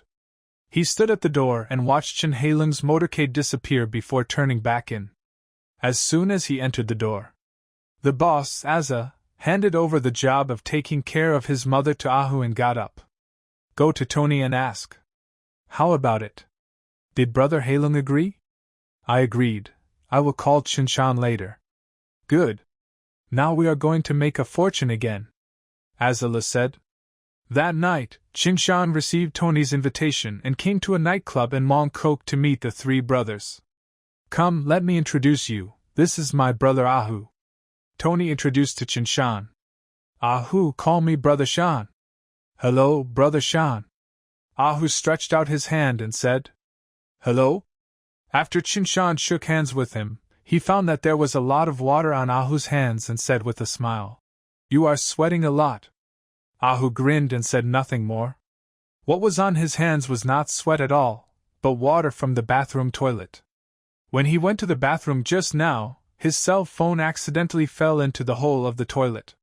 He reached for it for a long time but couldn't take it out, so he was so angry that he punched the toilet to pieces before taking out the phone. But he was not stupid, and of course he would not tell Qinshan about this kind of thing. Tony told Qinshan after Shan introduced Ahu. He pointed at Ajia, who was twisting and turning with a few blonde foreign girls on the dance floor, and said, The guy over there in a black suit dancing is my eldest brother, Brother Jia. Qinshan glanced at Brother Jia, who was writhing happily on the dance floor, and said to Tony, I have a lot of goods, and there are people on the sea, land and air in charge of them, but you have to accept them all. You want to be Yuan. Before Qinshan could finish his words, he was interrupted by Tony. It must be done by us three brothers. Who knows more about Yuan than us? We are Yuan people, so we can divide the accounts how you want. Have nothing to say. The reason why Qinshan found the three Tony brothers was because they were Yuan people. There are two completely different concepts in doing this kind of business. Having local snakes to help him will save him a lot of trouble. The two of them, as he was talking, Azza, who was dancing on the dance floor, was pushed out of the way by a foreigner. From the looks of it, he must have been some of the friends or men of the blonde girls he had just flirted with. Azza was pushed out of his place. He didn't say anything, just sneered and staggered towards the booth. Brother, this is Qinshan. Tony introduced to Azza. Hello, Brother Jia. Qinshan stood up, stretched out his hand and said, Hello? Azza nodded at him, stretched out his hand and shook it gently. After saying hello, he sat down by himself, filled the glass with red wine from the bottle, and lit a cigar. When Qinshan saw he had no intention of speaking and continued talking to Tony. Bang! As soon as I said a few words, I heard the sound of a wine bottle breaking and then a scream. Turning around, I saw that the bottle was thrown by Brother Jia, and the person who hit it was the one who pushed him away earlier. Foreigners. There are usually short meals watching the show at this kind of venue. When they see this situation, they must make peace with it. But the short meals who came forward obviously recognized the three Tony brothers and did not bother them at all. They just broke the meal. The bleeding foreigner was thrown into the back alley. Brother Jia, who had finished his anger, had a glass of wine and chatted with Qinshan. I'm sorry, I just encountered something unsatisfactory, so I was negligent. I'll do it first. Respectfully. After drinking the wine, Jia put his arm around Qinshan's shoulders and said, It's absolutely fine to hand over your goods to our brothers. I promise to transport your 200 million goods safely to Yuan. Qinshan calmly removed Jia's arm from his shoulder, and said with a half-smile, I am not the only one who owns this batch of goods. My favorite brother Hanshin accounts for 40% of it. You also know the strength of the Ni family, so you'd better not have any thoughts that you shouldn't have. I know you like to do evil things, but if anything goes wrong with this batch of goods, I won't be the only one who will cause trouble for you. Do not worry. Jia grinned and said, No one in our industry has ever had a disgraceful past. We didn't have a choice before. Now that we have done business with Lianxing's Caishenlong, we have long stopped doing those things. Got it. Otherwise, why would you come to us to cooperate? These words have reached Qinshan's heart. In his opinion, the three Tony brothers are still doing the Caishenlong business. If they take advantage of others, they will ruin their own brand. If they eat his goods, Caishenlong will not follow. If they cooperate, they will suffer greater losses. Because of this, he is not too worried that the three brothers will hack his goods, but there are some things that must be said up front, which can be regarded as giving them an advance warning. In this case, happy cooperation. Qinshan picked up the wine glass on the table and raised his glass. Happy cooperation. A sneer smile flashed across the faces of the three Tony brothers who held up their wine glasses. After negotiating the details of the transaction with the three Tony brothers, Qinshan said goodbye and left. Even though he seemed to be brothers with the three Tony brothers on the surface, in fact, he looked down on these outsiders from the bottom of his heart. This time, if it wasn't because he wanted to open up Yuannan's channels, he wouldn't be bothered to deal with these Yuannan boys. After leaving the bar, he drove to the Royal Nightclub in Tsimsha Tsui. When we arrived at the nightclub, we walked upstairs and opened a box. Han Qin was sitting in the box singing with his arms around the bartender. When Han Qin saw him pushing the door open, he waved his hand and dismissed the bartender and said, "How was your conversation with those Yunanzi guys?" "It's settled," Qinshan said. "The freight will be put on the ship tomorrow.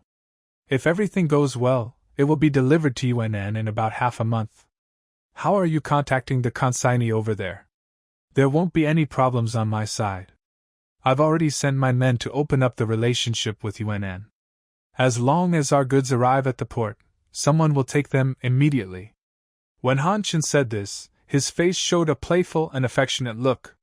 "But are you sure there won't be any problems on your side? I asked someone to check the background of the three Tony brothers. These guys are not very clean. They might be tricked without even knowing it." "Will not," Qinshan said firmly. "Even if we lend them some courage, they wouldn't dare to deal with our goods. Those three guys are now relying on Lianxing's wealth dragon to make a living. Let's not talk about the bad reputation of our products, which will make them cut off their money. The power on your side alone is not something that third-rate guys like them can compete with. I have already told them that you are 40% included in this batch. If they are not afraid of death, they can give it a try." Han Qin didn't have any doubts about this. A small, unpopular gang like the Yunnan gang is rare in Hong Kong Island. It means that it can make a fuss in front of ordinary people, but in the eyes of larger groups like them, they are basically not much different from ordinary people. If they really mess with them, they will be crushed to death in a matter of minutes. But even so, he still can't trust those Yunnan guys. But seeing how determined Qinshan is, he was too lazy to think so much. After all, Qinshan accounted for the majority of the business. If there was any problem, Qinshan would lose more than him. "I hope everything is as you said, otherwise if something happens, you will be much worse than me. Don't worry, everything will be fine. Come and have a drink." Another half-month passed in the blink of an eye. After handling Qinshan's batch of goods, Azza and Tony drove back to their villa. After the car was parked in the garage, Azza got out of the car, opened the trunk, and took out 2 large travel bags. The bag contains the cash that Qinshan exchanged for those goods, a total of 200 million. Fortunately, the maximum face value of Hong Kong paper is 1,000 yuan, otherwise their car would not be able to fit these 200 million in cash. It's so damn easy to make this money. Azza opened the bag and looked at the banknotes inside and sighed. It would be great if we didn't have to give these to the god of wealth dragon. "Brother." Tony frowned. "Oops, you don't need to emphasize it. It's not that I can't understand the importance. I just sigh with emotion. You don't need to urge me again and again. If you can't say something nonsense, don't say it nonsense. If someone spreads it to the god of wealth dragon, we will be the unlucky ones in the end," Tony said with a serious look. "I know, isn't this in our own home?" Azza patted Tony on the shoulder. "Okay, your brother, I am not a brainless person. If there are outsiders present, I will definitely not say nonsense. By the way, when will the money be sent to Qianlong? Of course, the sooner the better, Tony said seriously. Now that we have hacked Qinshan, if that guy still can't receive the goods, he will definitely come to us to settle the score. Send the money as early as possible to buy insurance. In fact, they can use various words to delay Qinshan for another 10 days and a half, but this does not conflict with giving money to Qinheilong. Although 100 million is left in hand, even if it is a short-term loan, half a month at least there are a few million in profits. But if you really do that, you will offend Qinheilong. With 200 million in goods, for a person of Qinheilong's level, it is easy to investigate when they made the money. They have been waiting for others to come to the door before they can improvise, so don't blame others for playing the same trick to them. For the sake of millions of profits, Tony will not do such a thing as losing the protective umbrella. Of course, Ajah does the same. Understand this. Then you can call me and I'll take our bag of money into the house first. After Azza left, Tony took out his phone and called Jimmy Zai. Brother Jeanmi, I've already taken care of that batch of goods. I'll send the money to you when it's convenient for you. Then come here now. The boss and I are at the factory in Shatsun, New Territories. The New Territories is one of the 3 major geographical areas of Hong Kong Island. It covers almost 10% of the land area of Hong Kong Island. Qinheilong's factories in the New Territories are like warehouses, covering all areas of the New Territories, from the northernmost district to the southernmost outlying islands. And his factory warehouses are everywhere. The factory where Jimmy Chai asked Tony to come today is located on the coast of Tuen Mun. There are no machines in this factory. It is mainly used to store various miscellaneous things. The factory was a bit messy after being chopped down. When Tony brought his brother Ahu over, Jimmy Zai was instructing his subordinates to reorganize the various items stored in the factory. Brother Jeanmi, Tony said hello. Here it comes. John Mitzi responded, handed over the work in his hands to the younger brother next to him, and said to him, I have already told the boss. The boss is in the office now. I will take you to there. I'm so annoyed by brother Jeanmi.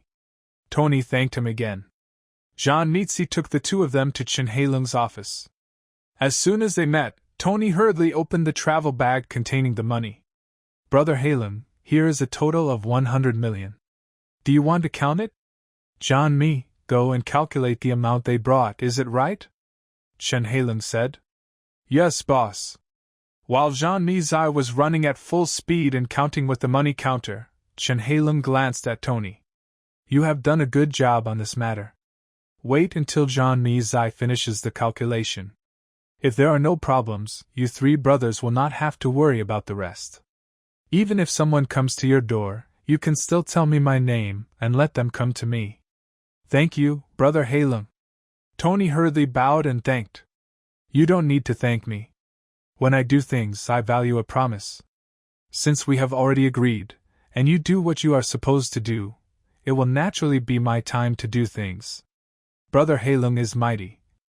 After Jean Mitzi's calculations, it can be determined that there is nothing wrong with the money paid by the 3 Tony brothers, and most of the money is old banknotes with no serial numbers. Happy cooperation. Qinheilong stretched out his hand and said, Cooperate faster. When Jean Mitzi went to see Tony off, Qinheilong transferred stacks of banknotes in the travel bag to the safe in the office. After transferring the money into the safe, Qinheilong began to receive system task rewards. The process of receiving cowhide talents is somewhat similar to the skills of special forces, but this time the process of receiving is mainly reflected in the skin layer. Qinheilong felt as if his skin was numb, and numb as if millions of ants were crawling over it. Although there were no specific changes to the naked eye, he could feel that his skin was becoming tougher and thicker. The entire treatment process lasted about half an hour. After the treatment, the skin texture was not much different except that it looked a little darker than before. But after he squeezed his fist, he could detect a little improvement brought about by this talent. He picked up the paper knife on the table and lightly scratched his arm. There was no damage to the skin. After increasing the intensity, I only felt a little pressure on the skin on my arms. He used a paper knife to cut across the arm again with more force, but only a white mark was left, which did not cause any harm to the arm. Moreover, the white mark disappeared after wiping it twice with his hand. Chen Heilung is very satisfied with his new talent. You must know that the sharpness of a paper knife is much stronger than that of a machete. If he cuts his arm with such force, it will not cause any harm. Even if someone cuts him with a knife in the future, it won't be of any use. This can't help but make him feel that his current state is the same as the skin training stage of those masters in the novels he read in his previous life. At this level, it is difficult for ordinary cold weapons to cause much damage to him. After receiving the cowhide talent, he summoned the 20 black tiger servants rewarded by the system. There is nothing to say about this process. It is very different from the previous process. After the anthropomorphic summons, the 20 servants were handed over to the leadership of the Black Tiger King. The Black Tiger King originally had 20 servants, and with the 20 newly summoned, the total number of his subordinates reached 40. Although these summoned Black Tiger servants are not as tall and strong as the Black Tiger King after being anthropomorphized, they are still quite intimidating compared to ordinary people. The average height of the Black Tiger servants is about 1.9 meters, and the weight is about 200 kilograms. They all have broad shoulders and strong bodies. They look like a wall when they stand there. Moreover, they are originally anthropomorphic beasts. If you pick one out at random, his combat ability will be comparable to that of ordinary dwarf mules. So even though the total number of Black Tiger servants is only 40, these are the elite team in Chen Heilung's hands. In order to enhance their combat effectiveness, Chen Heilung also spent a lot of money to hire masters to train them. On the other hand, after giving the money, the 3 Tony brothers have now completely forgotten Qinshan. When Qinshan called them before to ask about their goods, they were more or less prevaricating. Now when he calls again, they simply don't even answer the phone. "What's wrong, brother?" Ahu asked curiously when he saw Aza cut off the phone. "Don't worry, it's Ashan Nake." Aja curled his lips, picked up the golf club again and said to Ahu, "Come here and I will continue to teach you how to play. It's actually very simple, you just pick up the club. The most important thing is to relax your thighs and shoulders and not be so tight. Then look into the distance first, then look down at your ball. Finally, just wave it out with great force." Bang! As Jia finished speaking, the golf ball was hit hard and flew out, directly hitting the blue stake representing the 200-yard distance. "Here, try it." Aza moved his position out of the way. "Just hit as I taught you just now. Don't tighten your body too tightly. Relax your shoulders and legs." "Oh!"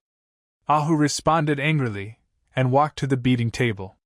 The scholar used Aza's movements before, and waved with all his strength. Bang! The golf ball flew out along the parabola and landed in front of the black stakes. There are 4 stakes in the course divided by distance markers, namely 100 yards, red stakes, 150 yards, white stakes, 200 yards, blue stakes, 250 yards, black stakes. Being able to hit a distance of nearly 250 yards at once is considered a pretty good result. Bang, bang, bang. Aja clapped his hands and cheered. "Isn't this possible? It's very simple."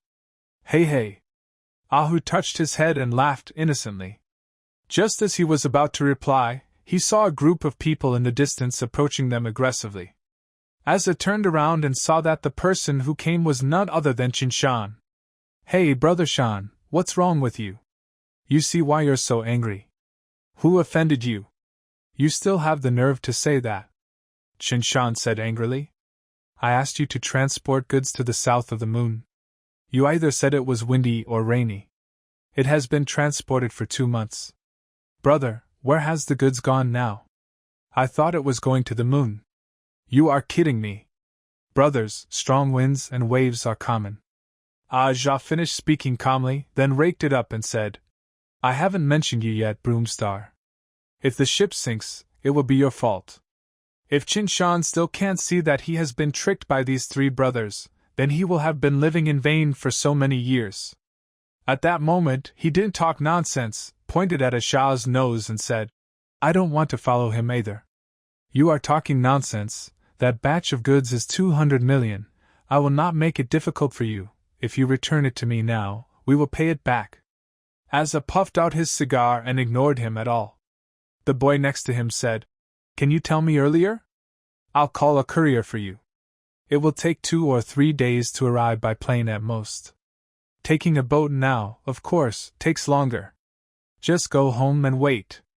Qinshan, who couldn't hold back his anger for a long time, stepped forward and kicked the younger brother who spoke 5 or 6 meters away. What the hell did you say? Before he could take any further action, Ahu stood in front of him with a ferocious smile on his face.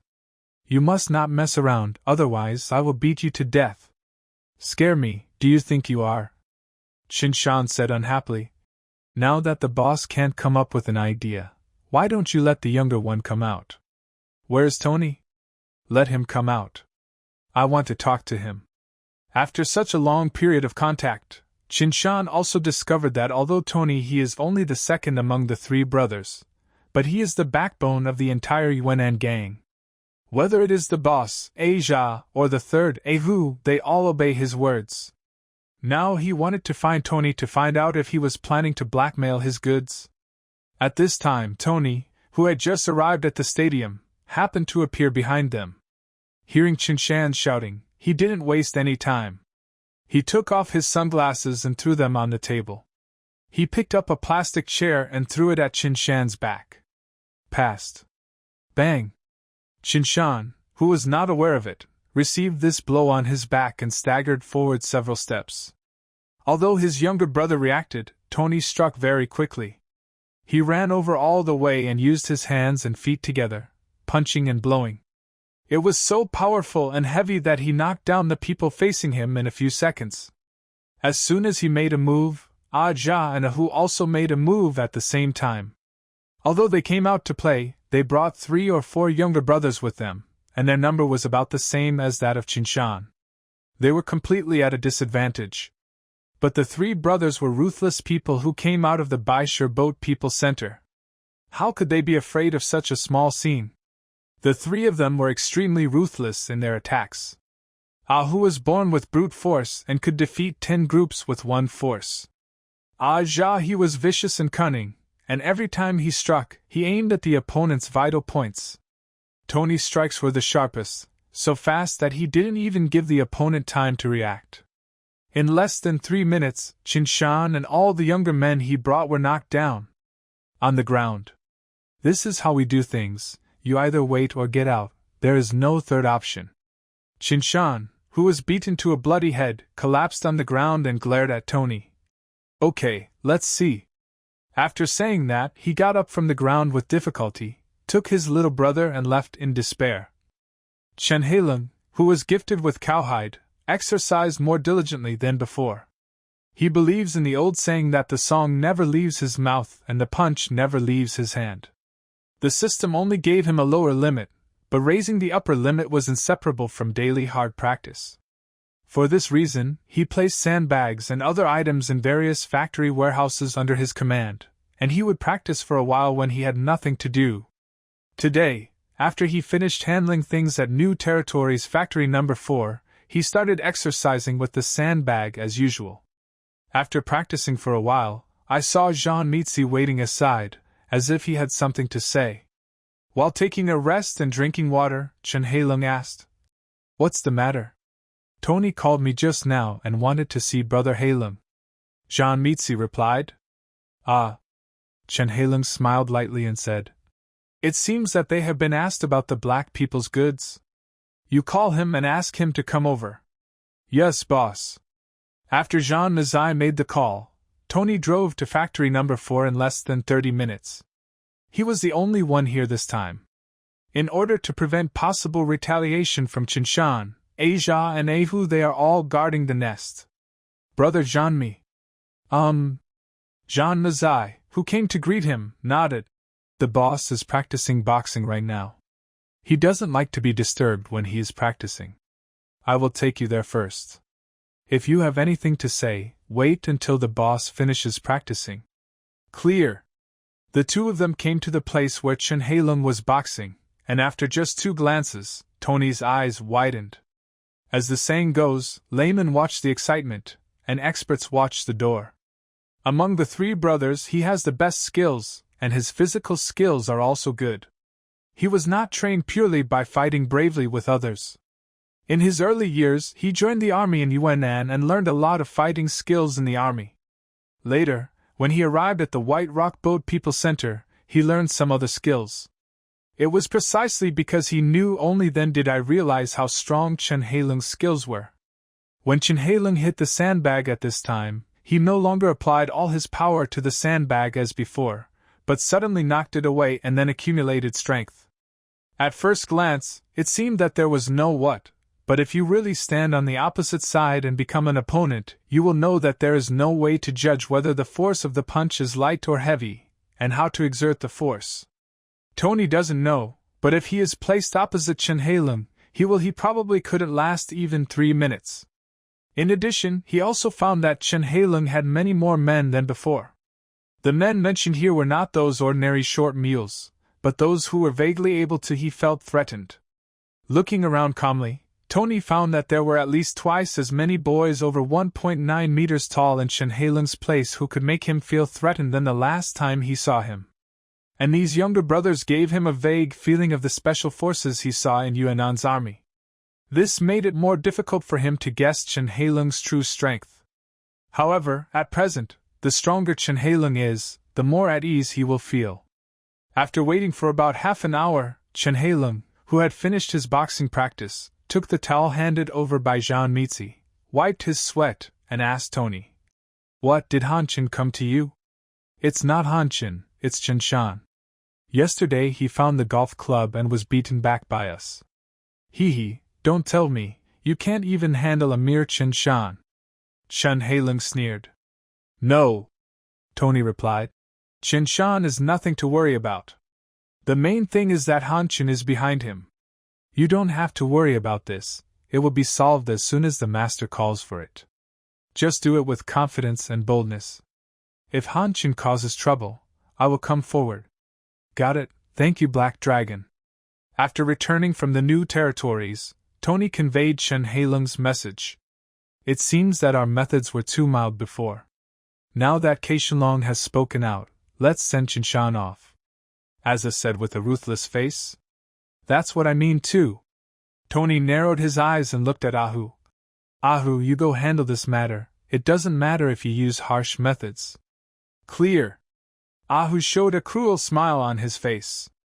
Among the 3 brothers, although Ahu does not have the highest strength value, his brute force is more than enough to deal with a weakling like Chen Shan. According to the information from the investigation of the younger brother, Ahu Chen Shan's position was quickly locked. Although Chen Shan was in a bad mood because of the 3 Tony brothers, he did not tell Han Chen about it for the time being.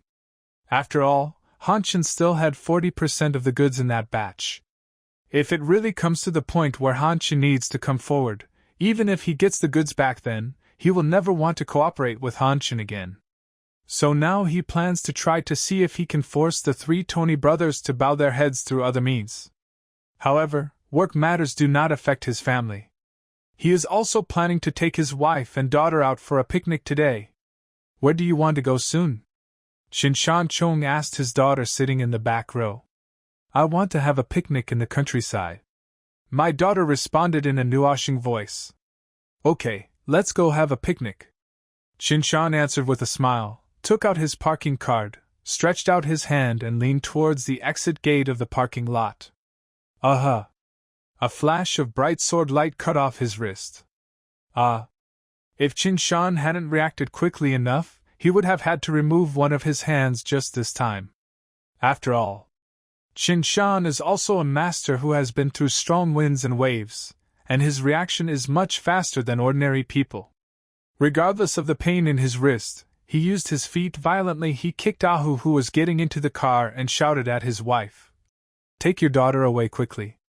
Chen Shan's wife has been with Chen Shan for so many years. Of course, she is not like ordinary women who only scream when something happens. She hurriedly opened the car door and ran away with her daughter. But Ahu ignored them. His goal today it was just Chen Shan. Qin Shan was not A Hu's opponent, and now he was injured and had lost the opportunity, making him even more invincible. Within a few blows, A Hu slashed him to the point where he was covered in blood, with no air coming out. In fact, if it was just to kill Qin Shan, one bullet is the simplest and most efficient way. But Tony wanted to show off the methods of the Yuan gang, so let A Hu be as bloody as possible. It is best to make the scene a little cruel and let others see it. Look, what will happen if you go against their brothers?